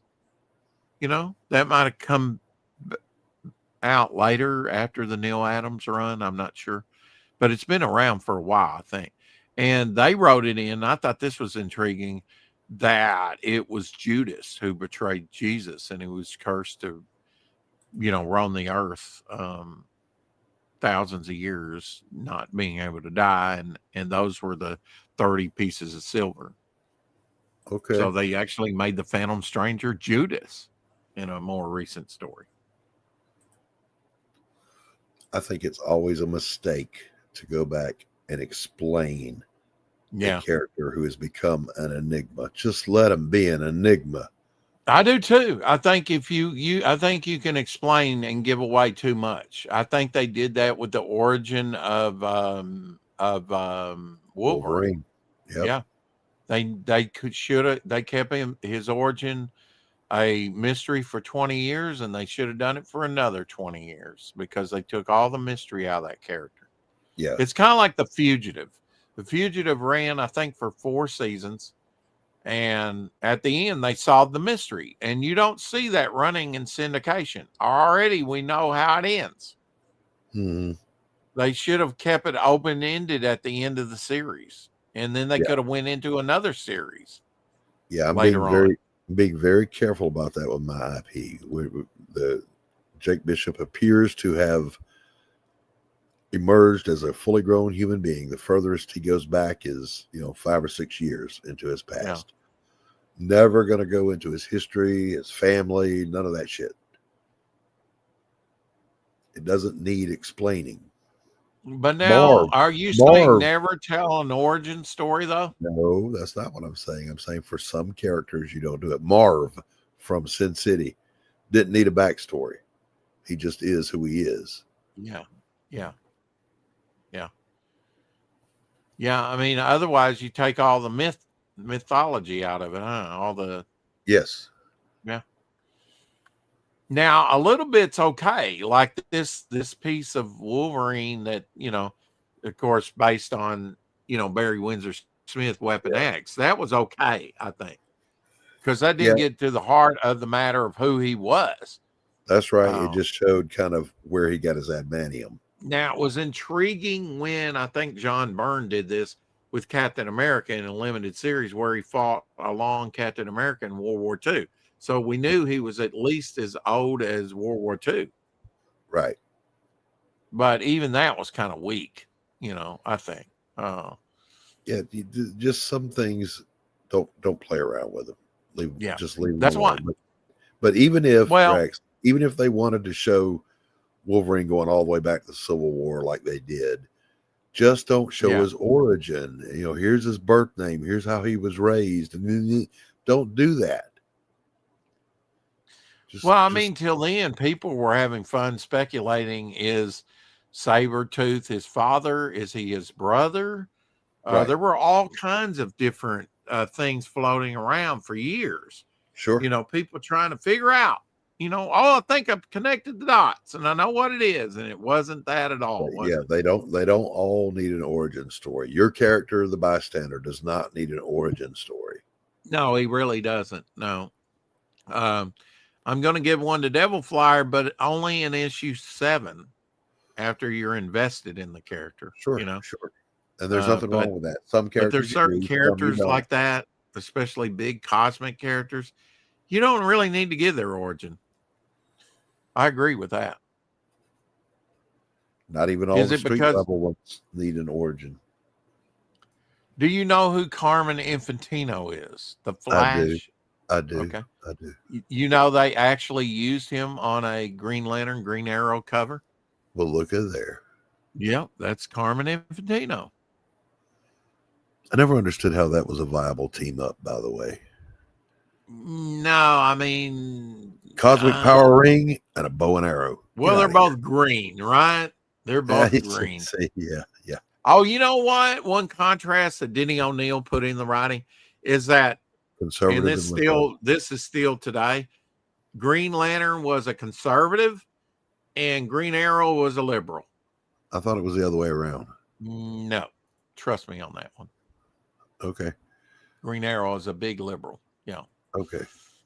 Yeah, I mean, I never read them, so I didn't know. Mm-hmm. Mm-hmm. Like Hawkeye was my archer. Period. Nope.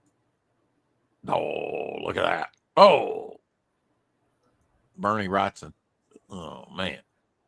Why didn't I get this out of you, Doc? Because I wasn't doing the swamp thing. Because you didn't, one, you didn't ask, and two, we were doing bog, not swamp thing. Mm-hmm.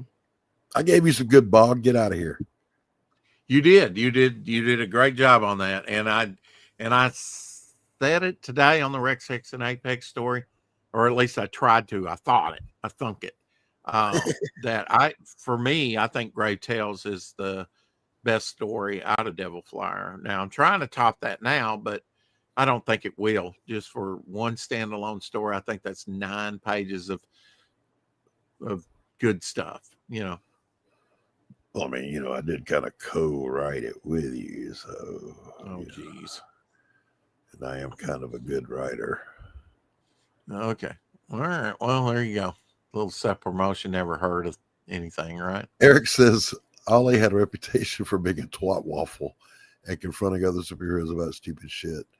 Liberal indeed.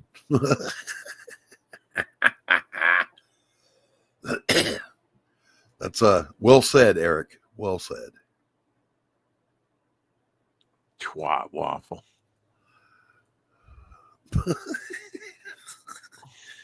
Some words just go together really well. Once I get some comic book covers out there, right? Kind of like with Pencils Down. Devil Flyer was on the splash page. I want to do a cover that's got other comic covers on it, like this one. I didn't know that Devil Flyer was on the cover of Pencils Down. It's not on the cover. It's on the splash page of every issue. Oh, okay. I did not know. And I have all the variants right here. I bought the big bundle. And why wouldn't you?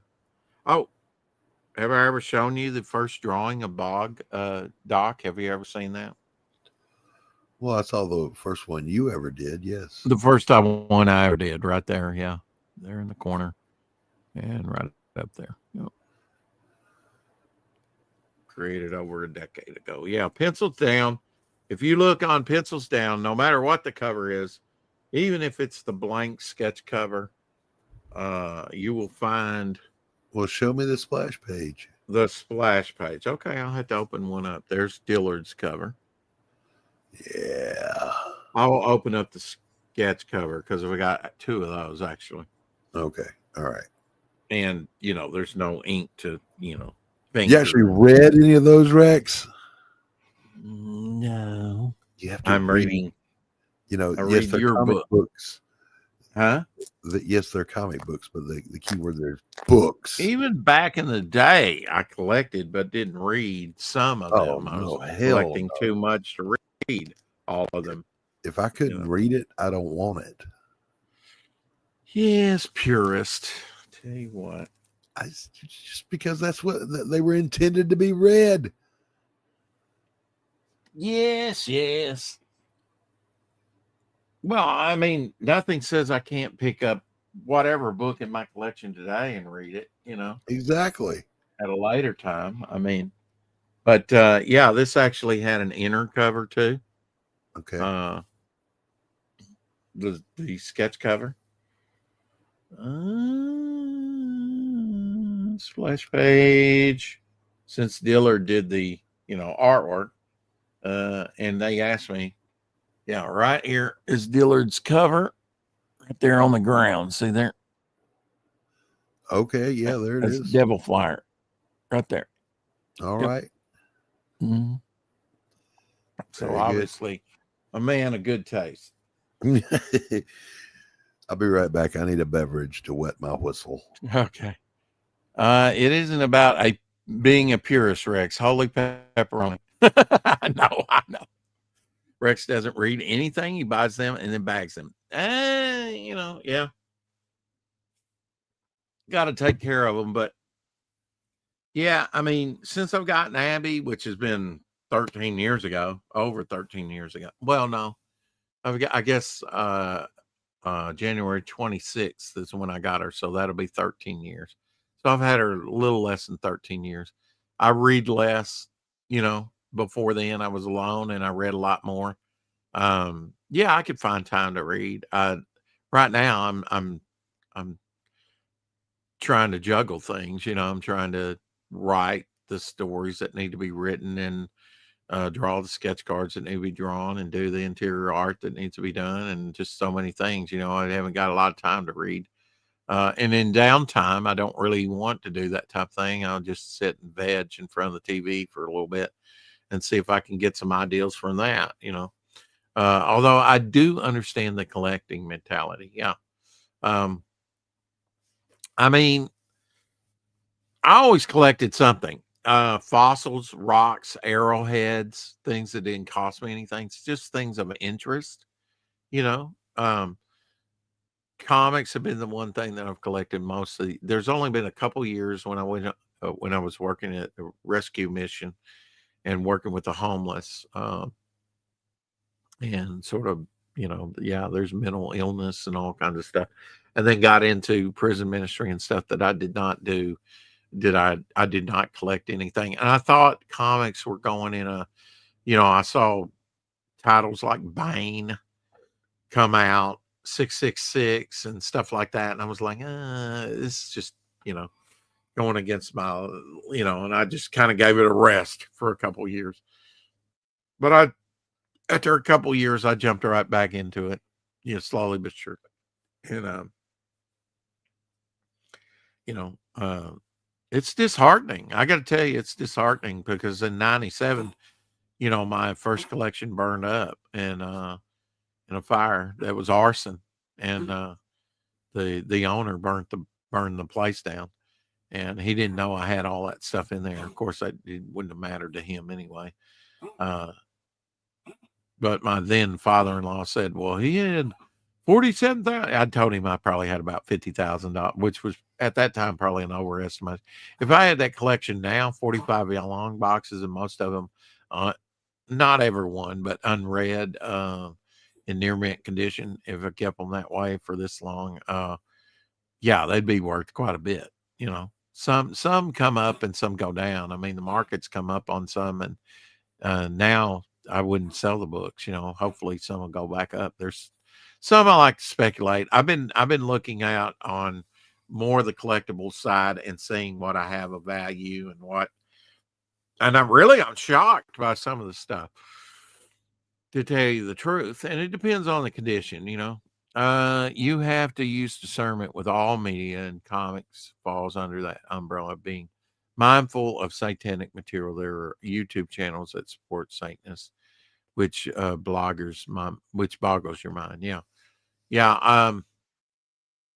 I mean, how do you depict evil in comics? I don't want to go too extreme. I was actually thinking that today. You could go very, very dark and let your fabrications, your machinations of your mind just go deep with that type of stuff. I think that's why my parents were kind of concerned, with Vampire Tales #5 there, that had some very dark imagery, for my age. And then the very first comic book I got, the Werewolf by Night Annual #2, that had Frankenstein's monster, but it also had Satanist with an upside down cross and a human sacrifice on an altar on the cover. So my grandmother didn't want to buy that for me either. I could see why, but they did, and the rest is history. They didn't get me to collecting comics, but pariah blood money. There's certain things, I like to possess but not use, and Doc's mug is one of them. I've actually got tea packets in it, so it does smell good. Only one ever made in that style. In the white, okay. No, with that logo. Oh, with that logo, okay. Yeah, because it differs from this one, huh? That's Jake Bishop. That's the Jake Bishop one, One of the few things that is still from my childhood that I still have, Flicker Ring, Wolfman, and the Phantom of the Opera. This thing's worth probably by now about $100. I can't even put it on my little finger. It's amazing. And those little cardboard flicker inserts, they pop out. So it's amazing that that's lasted for 50 years at least or more. I remember those, and the little keychains that would do that, and then you could get trading cards that would do it. Yeah. I've actually, off eBay, I bought some of the old 60s Green Hornet flicker little strip that's uncut. Because they would cut them up into little squares or whatever for the rings. But this is an uncut little strip, with all the images on it. I love the flicker stuff. They just don't give any good toys in Cracker Jack anymore. They don't have any good things in gumball machines anymore, really, But I've got an old 1930s gumball ring, G-Man ring, and it's like a one of those, triangular like shields, almost like Captain America's first shield, right? And it's got an eagle on it, and what was this from? You know, in the center of it, and it says G-Man. And what was that from? FBI. Well, G-Men were very popular in the early 30s. You know, I'm a FBI guy, but they didn't call it FBI. But what book was that from? What property was that from? I mean, there was a lot of G-Man stuff out there. I'm not sure what that's associated with. Could have been associated with the pulps. It could have been associated with a comic book because G-Men were in that too. And they were also on TV later on in the 50s, I know. Well, yeah, I know. But that was a little thing, but it's so small, it won't fit on the end of my pinky hardly. And but see, nothing like that would be produced now. A kid could swallow that and choke on it. It's made out of metal. I blame our parents, Rex, for that overreaction. Just because a few dumbasses in our age group choked on some toys, right? Our parents overreacted. Now you get bullshit toys. Yeah, if you swallow this cap, that's probably going to cut off, right? I mean, you've probably seen it in the emergency room, right? No, never. Not even never. Once. Not once. Okay. No, and you know what? You say that, and I'm laughing because I remembered an episode of MASH where Radar had to do a tracheostomy on someone. And when I went through my medical training in the military, I thought for sure that would be a bigger deal. Like this is something you better know. It's going to happen, blah, blah, blah, blah. Never, not even once. Yeah. Like I didn't go around eating that lead paint that flaked off, that they were saying. No. Well, who would do that? I mean, I know kids do stupid stuff, but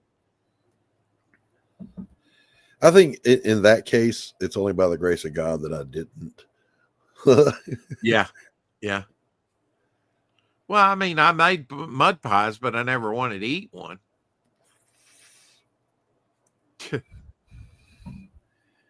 I don't think I ever even made mud pies, but we lived on an island, so I'd go to the beach all the time and make not just sand castles, but we call them drippy castles. It was like melted wax with wet sand. You build a castle and you could drip the wet sand on it. And it would look like it was melting. Oh, Rex, you couldn't tell me nothing. I made some badass drippy castles.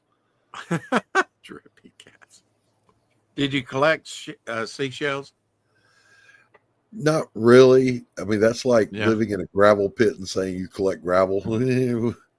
Well, I mean, see, when I went out to LA, I guess it was LA. I'm not sure what beach we went out to, but we went to the Pacific Ocean. I was 3.5 years old, I guess. And I was like on the beach, not going too deep. My grandmother and mother was right there with me, but I was collecting seashells and stuff. I mean, I remember that. If you're not from the beach, you will collect seashells. If you're from there, not so much. Yeah. What's up, PayPal? According to my sister, I was conceived out in California because that's where my drug dealing father was, apparently. Something like that. I know this, though. I went swimming when I was stationed in San Diego in the Pacific Ocean. It ain't like the East Coast. That is some of the coldest damn water you will ever swim in. It was like being in a mountain lake. It's cold. I think Jaws is a cautionary tale. I mean, if you really want scary, go out in the ocean. The ocean has some scary stuff in it, which is anti-human. I mean, they're downright prejudiced. Anti-human. Sharks are swimming around with signs, down with humans. I'm going to eat one of them boys. I remember after Jaws came out through Scholastic News, and I may even still have a copy of it. It was a shark joke book that I got through Scholastic News. Yeah, listen, a shark's job, in case people don't know, is to eat. Well, you can be watching on the beach and you can't even see those damn transparent jellyfish, and they'll sting the hell out of you. The little ones that we used to get, The they would sting you, and it always felt like a little sliver of glass under your skin. It was just irritating for about an hour. I never fortunately got stung, but I know somebody that did, and it was very painful. Yeah, hundreds of times. I know. I was out in the Gulf, down in Florida, and in Pensacola at the time, and beautiful water down there, beautiful. But jellyfish came all around. I was like, oh God, I'm going to get stung, aren't I? And actually, I've got a story with my uncle who was in the Navy, probably in the 50s, because I said, why do you have Vietnam or Korean tags on your truck? And he said, well, I joined the Navy in 56, so they were out of Vietnam tags, and I could get Korean, because that's part of that. And I was like, I wasn't aware that the Korean War really went on in 56. I guess it did from 53 to 56, something like that. But he was on leave, and they went out to this dock area, right? Swam out. Well, while they were there sunbathing and falling asleep, the tide had come in, and they had to get back to base or be AWOL. And all these jellyfish came in, so they got stung all the hell trying to swim back and not be late. They'll get you. They will get you. Yeah. I think it's payback, because when you see one of them little fuckers with the inflatable head washed up on the beach, everybody squishes them. They pop them like balloons, so that they're out in the water going, I saw what you did. I saw what you did to my dad. I'm gonna get you. Yeah. I know where you live. But yeah, they're interesting little critters, and they are annoying, but it's not. I mean, I guess if you're allergic, it would be a big deal. Yeah. But the little ones, when they get you, it's not a big deal. Well, I mean, you get over there in the Orient, they got those box jellyfish, and those are deadly. Yeah. Yeah. Well, They'll stop your heart real quick. Everything in Southeast Asia or Australia will kill you. I'm not going there. I'm telling you. Not going. Yeah. No. And you see tourists on these little boats, and the big gator coming out about half the size of the boat. Hell no. Swamp puppies, you just swat them on the nose. Stop it. They'll stop. Swamp puppies, that's all those are. Yeah, well, I have no desire. I mean, most of the deadliest animals on the planet, you're correct, are down there at Australia. I can remember many a night at either Camp Lejeune or at Paris Island, walking around at night in the little jungle / swamps, and you're moving quietly, because there's always some kind of training that you're participating in, and you don't make noise. And then you would step on a twig, and you'd hear,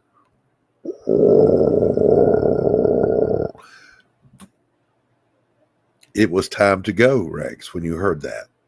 There's no amount of bravery in the face of a living carnosaur. You leave. You get the hell on with a quickness. Yeah. Yeah.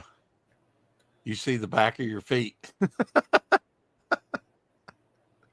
Or somebody else does as you're going, run away, run away.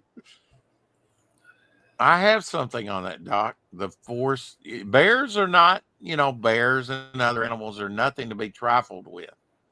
Mm-mm. Mm-mm. They will kill you. A few years ago, no compunction of, a few years ago, a guy and his girlfriend got mauled by a black bear, of all things. Killed his girlfriend, and he woke up, and I'm quoting now, I woke up to the sound of it crunching on my head. I'm sorry, the feeling of it crunching on your head didn't wake you up? And what was crunching on his head? A bear. A bear. A bear. Yeah, that's when you get up and go, yeah.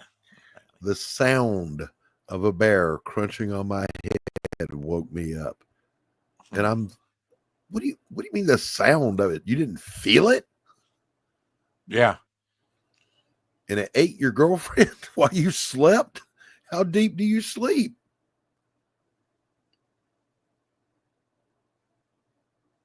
You know, I don't know. Possible, I suppose. I'm just saying. Yeah. It was like, I want to say that was between 05 and 07 when that happened. Speaking of Bear, Max Bear, who played Jethro a couple of days ago, turned 88 years old. He's the last living member of Beverly Hillbillies. And I thought he was the first to die. I mean, because he just disappeared. Yeah, I mean, I don't know. I don't keep up with celebrities. 88 years old. It seems like he should be older than that. Because, I mean, the hell, that was 60 years ago. Of course, I guess that's track. He was in his 20s, you know. His father was an actor. He played in The Robe and other movies like that, you know. His father was an actor. I've seen him in a few things.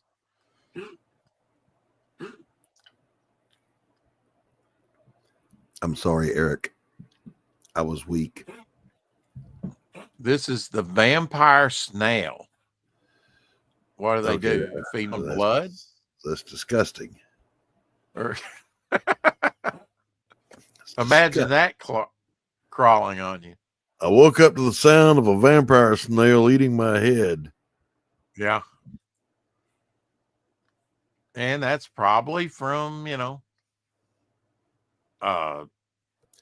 it's from Australia, and it probably Australia, its slime trail is probably hydrochloric acid. 61 years ago today, Rudolph the Red-Nosed Reindeer premiered on NBC. You think about that. That was a year before we were born.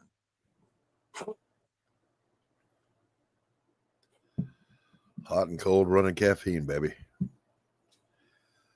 Takes a lot of fuel.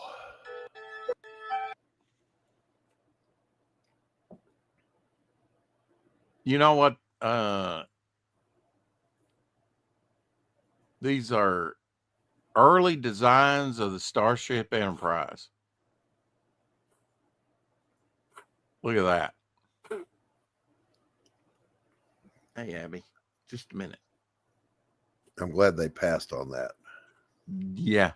They went through several designs. You know, what would it look like? That looks straight out of like heavy metal or something. And that's what they kind of settled on, something close to that. There we go, right there.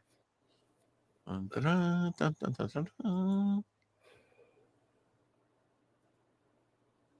you just kind of take it for granted that they had that design, but they didn't. See you, Eric. See you, Eric. Take care. Originally, if I'm remembering the story right, when they showed Gene Roddenberry the final design for the Enterprise, what we know of as right side up is actually upside down. It was originally supposed to be the other way around. Where the pods were upside down? And Gene Roddenberry flipped it over and goes, "Yeah, that's good. I like that." And they went, "Well, okay, he wants it that way." I don't know if that's true. That's just what I have heard. Well, I know this is true, Doc, that one of the models that they shot and used stayed on his desk. It disappeared for decades, and now it's been returned to his son. Yep. Which is cool. You know, yep. I know one of them's like in the Smithsonian Institute, and the Captain Kirk's chair is. There's probably one person that could sit in that chair anytime he wanted, and that's Captain Kirk. You know, and of course Leonard, they'd probably allow him to do it, you know. Shatner. Take photo up.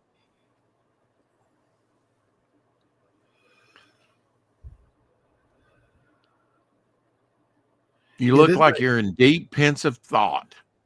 I was just trying to remember, didn't they? I know Shatner is the only one of the crew that actually went to space on that Blue Origin thing. Right. But didn't they take Scotty's remains into space?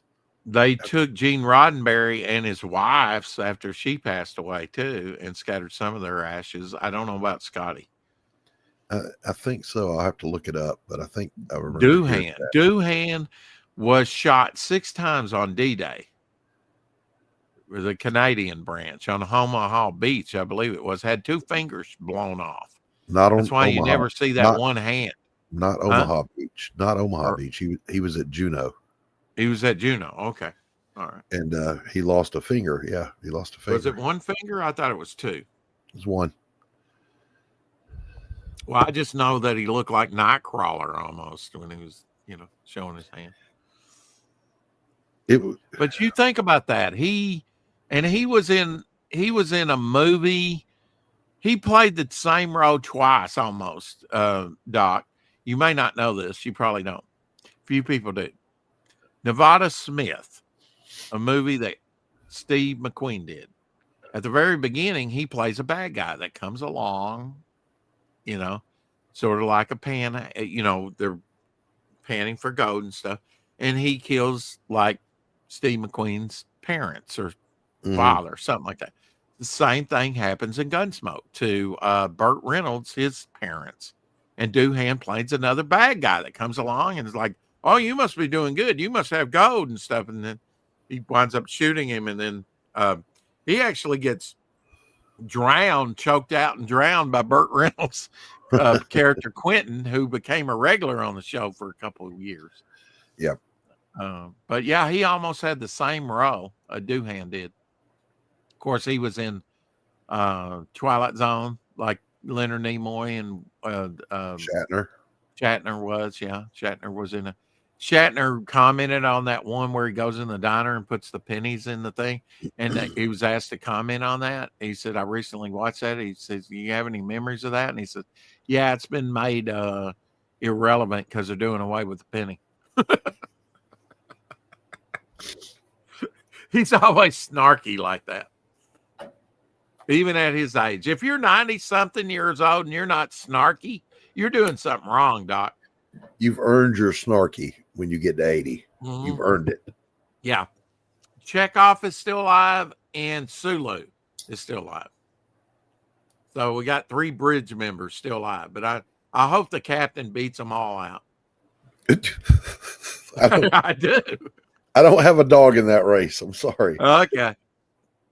Yeah. I didn't realize till I watched something about Shatner on YouTube that he had divorced his wife of many, many years. I thought they were a good couple there for a while. He's had multiple wives, at different times, but I really thought this would be his last one. They kind of showed, and the way I found out about her, it was on American Pickers because he was their first celebrity. He bought a place in Kentucky, like a horse farm. And they kind of came up with some antique pie safe and other stuff for their place. And I thought, well, I'm glad he's that old and they enjoy each other. And yeah, they got a divorce. It's sad, pretty sad. It is. It's always sad when a relationship dies, but no sadder than when it happens to an ordinary person as well. He was getting paid about $100,000 per episode on TJ Hooker. Is that a lot? I don't know. I mean, what's back then it was. I mean, and he's learned to negotiate. He's made some pretty good deals. He's rolled it into a fortune now because I know he's not going to get rich off that Star Trek. He not at all. I know the cast of Friends and the cast of Big Bang Theory were making millions of dollars per episode. Mm-hmm. That's $1 million. Really, they were nobodies. That's $1 million a week for years. Yeah. It's outrageous what they pay, but bread and circuses, pay the athletes to entertain the masses so they don't have to think about trillions of dollars that's being scammed or whatever. Rex, that's why I am writing my ass off. I want that big, sweet Hollywood money to come my way. I want it. I'm working hard for it too. Working hard. To to have something develop. They might just buy the rights just to sit on it. They pay me enough, they can do whatever they want with it. Yeah, right. Yeah, I can always go create something else. I'm a writer. I can do these things. oh, that's good. Yeah, I came up with a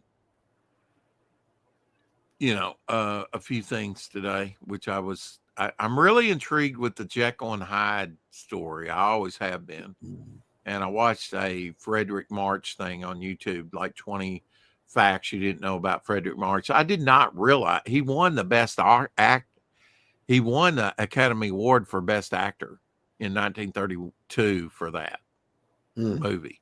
A highly innovative, psychological, just innovative film. It was kept secret how they did the transformation for like 30 years.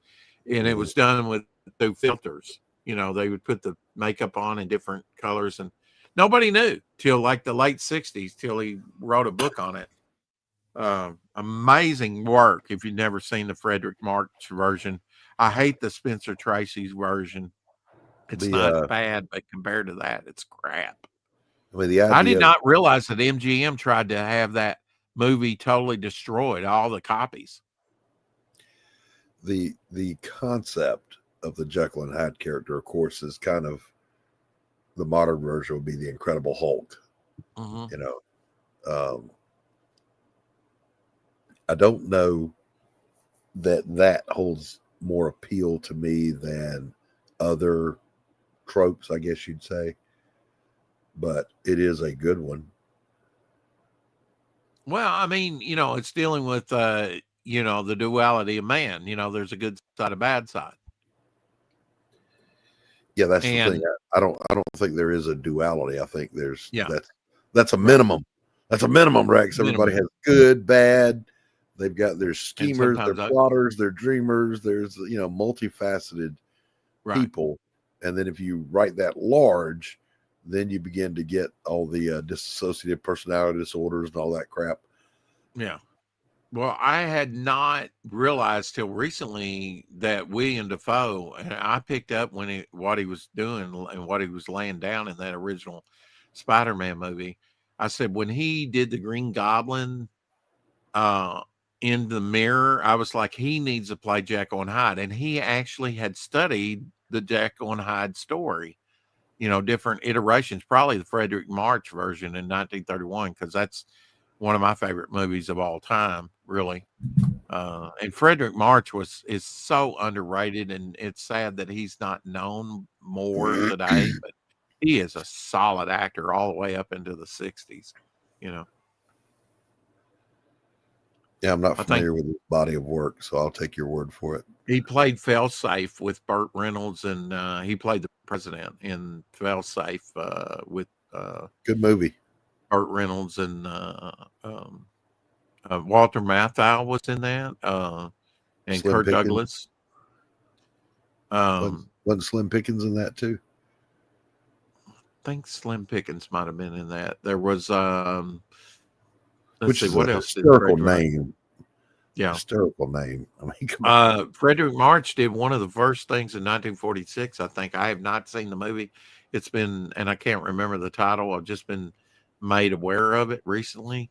But he deals with the trauma that military men coming back do. That was one of the first movies.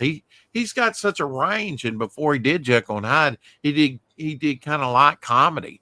But I've often said, if you're like Michael Richards, or who played Kramer, or if you're like Robin Williams, you got a wide, or Mel Gibson, you got a wide, or Charlie Chaplin, you got a wide range of, you can just about do anything if you can make people laugh. Look at Ace Ventura. What's his name? Jim Carrey. Jim Carrey. Yeah, he's got a wide range too. He's off the chain though. Jack Nicholson, he could do comedy. He's one of those that I'm surprised is still alive. I've been expecting to read about his passing for years. It's that vampire blood. It's all those ball games he's always seen at, all those Celtic games or whatever he goes to. Yeah. I mean, he was already just about aged out when he did Batman in '89. Yeah. The $2,000 that they want to give to Americans, they say, has passed the House weeks ago. Chuck Schumer's pulling for it too. It seems like these Democrats are like, yay, even though Trump's pulling for it, we're spending money. Yes, let's do that. So and he's trying to keep his job from AOC, but I don't think he's going to be able to do it. Well, his position. Chuck Schumer is a senator. She's in the House, so they're not. Yeah, but I think AOC is going to go after his job. That's what they say. She's probably going to run for Senate at some point, but I hope people aren't stupid enough. But then again, they voted for a communist mayor, so what do I know? Yeah. That's not going to turn out well for New York at all. No. He actually had some Muslims protesting against him, meeting in parks and informing people, that this would not be good for New York. So not all Muslims are on his side. We'll just have to sit back and see what happens. Well, it's going to be, what money's left in the state, leave the state because of the taxes and whatnot. And people are saying, oh, all the big money will leave New York. No, it won't. Big money can absorb the loss. They're not going to leave. Yeah. The problem is that none of what he is proposing has a chance in hell of working. It won't work. Taxes going through the ceiling. Mm-hmm. And you can bet your bottom dollar the ultra rich ain't going to pay that. They will use raise enough money for what he wants to do. They will use their lawyers to get exemptions for themselves and get out of it. Yeah. Well, I mean, he's going to be a disaster. And there's that guy that was elected up in Milwaukee, I think it was, or Minnesota. I can't remember, one of those northern states. Another pro-Palestinian, type. Yeah, I mean, it's not good if you're not becoming Americanized, and acclimated to the culture. It's not going to be a good thing. I will say this though, and this is all I'm going to say about the so-called Trump tariff money. That's not your tax money being sent back to you. That's actually money from overseas investment coming in. Yeah, and then the rest is going to go to the debt, which we got over $3 trillion in unfunded liability. What I'm saying, Rex, is we're in debt. There's a difference. But I won't feel a little bit guilty about cashing my $2,000 check if I get one. No, I won't either. That would be the highest one that actually has been doled out to the American people, and $2,000 would be a godsend for most people right now. Mm-hmm. I think it's a good move. I think the American people deserve that and more. But you can't do that in perpetuity. They deserve to keep more of their own money. Yeah, exactly. And that's the point we need to get to. But when Ronald Reagan came in, it took him a couple years to turn the bad Carter economy around. It's going to take Trump at least 2 years. But then, everything hinges on the next election. He's got 1 year here to do it before midterms. And if he doesn't do some things before then, they'll probably lose badly, which is how many times do we have to dip our toe in stupid and keep electing these people that go, well, see, Doc, my concern is if you get too many people on the island, it might tip over. On behalf of Georgia, I apologize for Hank Arnold. He needed to be impeached right then and there. The guy's got dementia or something. What the hell? Hank Johnson, I think is his name. He's a fucktard. He's a fucktard. I'm telling you. So are our senators, Ossoff and Warnock. I can't stand them. Yeah, Georgia's a big wow. And you finally got rid of that one lady. Oh my God. Stacey Abrams. Oh, Stacey Abrams. Woo, boy, she's a loser. President of the world in Star Trek or Star Wars. I forget which one. She was president of the world. Was she cast like that? Yes. Really? Was that in Discovery? What was that in? I don't know, but it listen, as soon as I saw that, make mine original series and nothing else. Maybe a little TNG. Yeah. Tyler Perry that did Medea, he was in at least one, maybe a couple of those Star Trek things. But I don't know. Yeah, when you start casting her in Star Trek, President of the World, that's bull. Oh my God, that's bull. But a lot of people level that at Star Trek anyway, is that there's no cash, but then there's the Ferengi that, and others. And I mean, Scotty says, I just bought a boat in the undiscovered country. He says, I just bought a boat. What'd you buy it with, Scotty? Yeah, right. What'd you buy it with? I mean, how do you obtain stuff in the future? Yeah, I mean, they kind of break their own rules there, don't they? With a lot of this stuff. Yeah, a lot. Yeah, but again, I'm not deep enough in the nerd lore to worry about all that. I just enjoy good stories. Right. So why don't they start writing some? Keep collecting. I mean, even on the original doc, Gene Roddenberry, due to whatever on that third season, wasn't even around, and you can tell it too. It really took DC Fontana.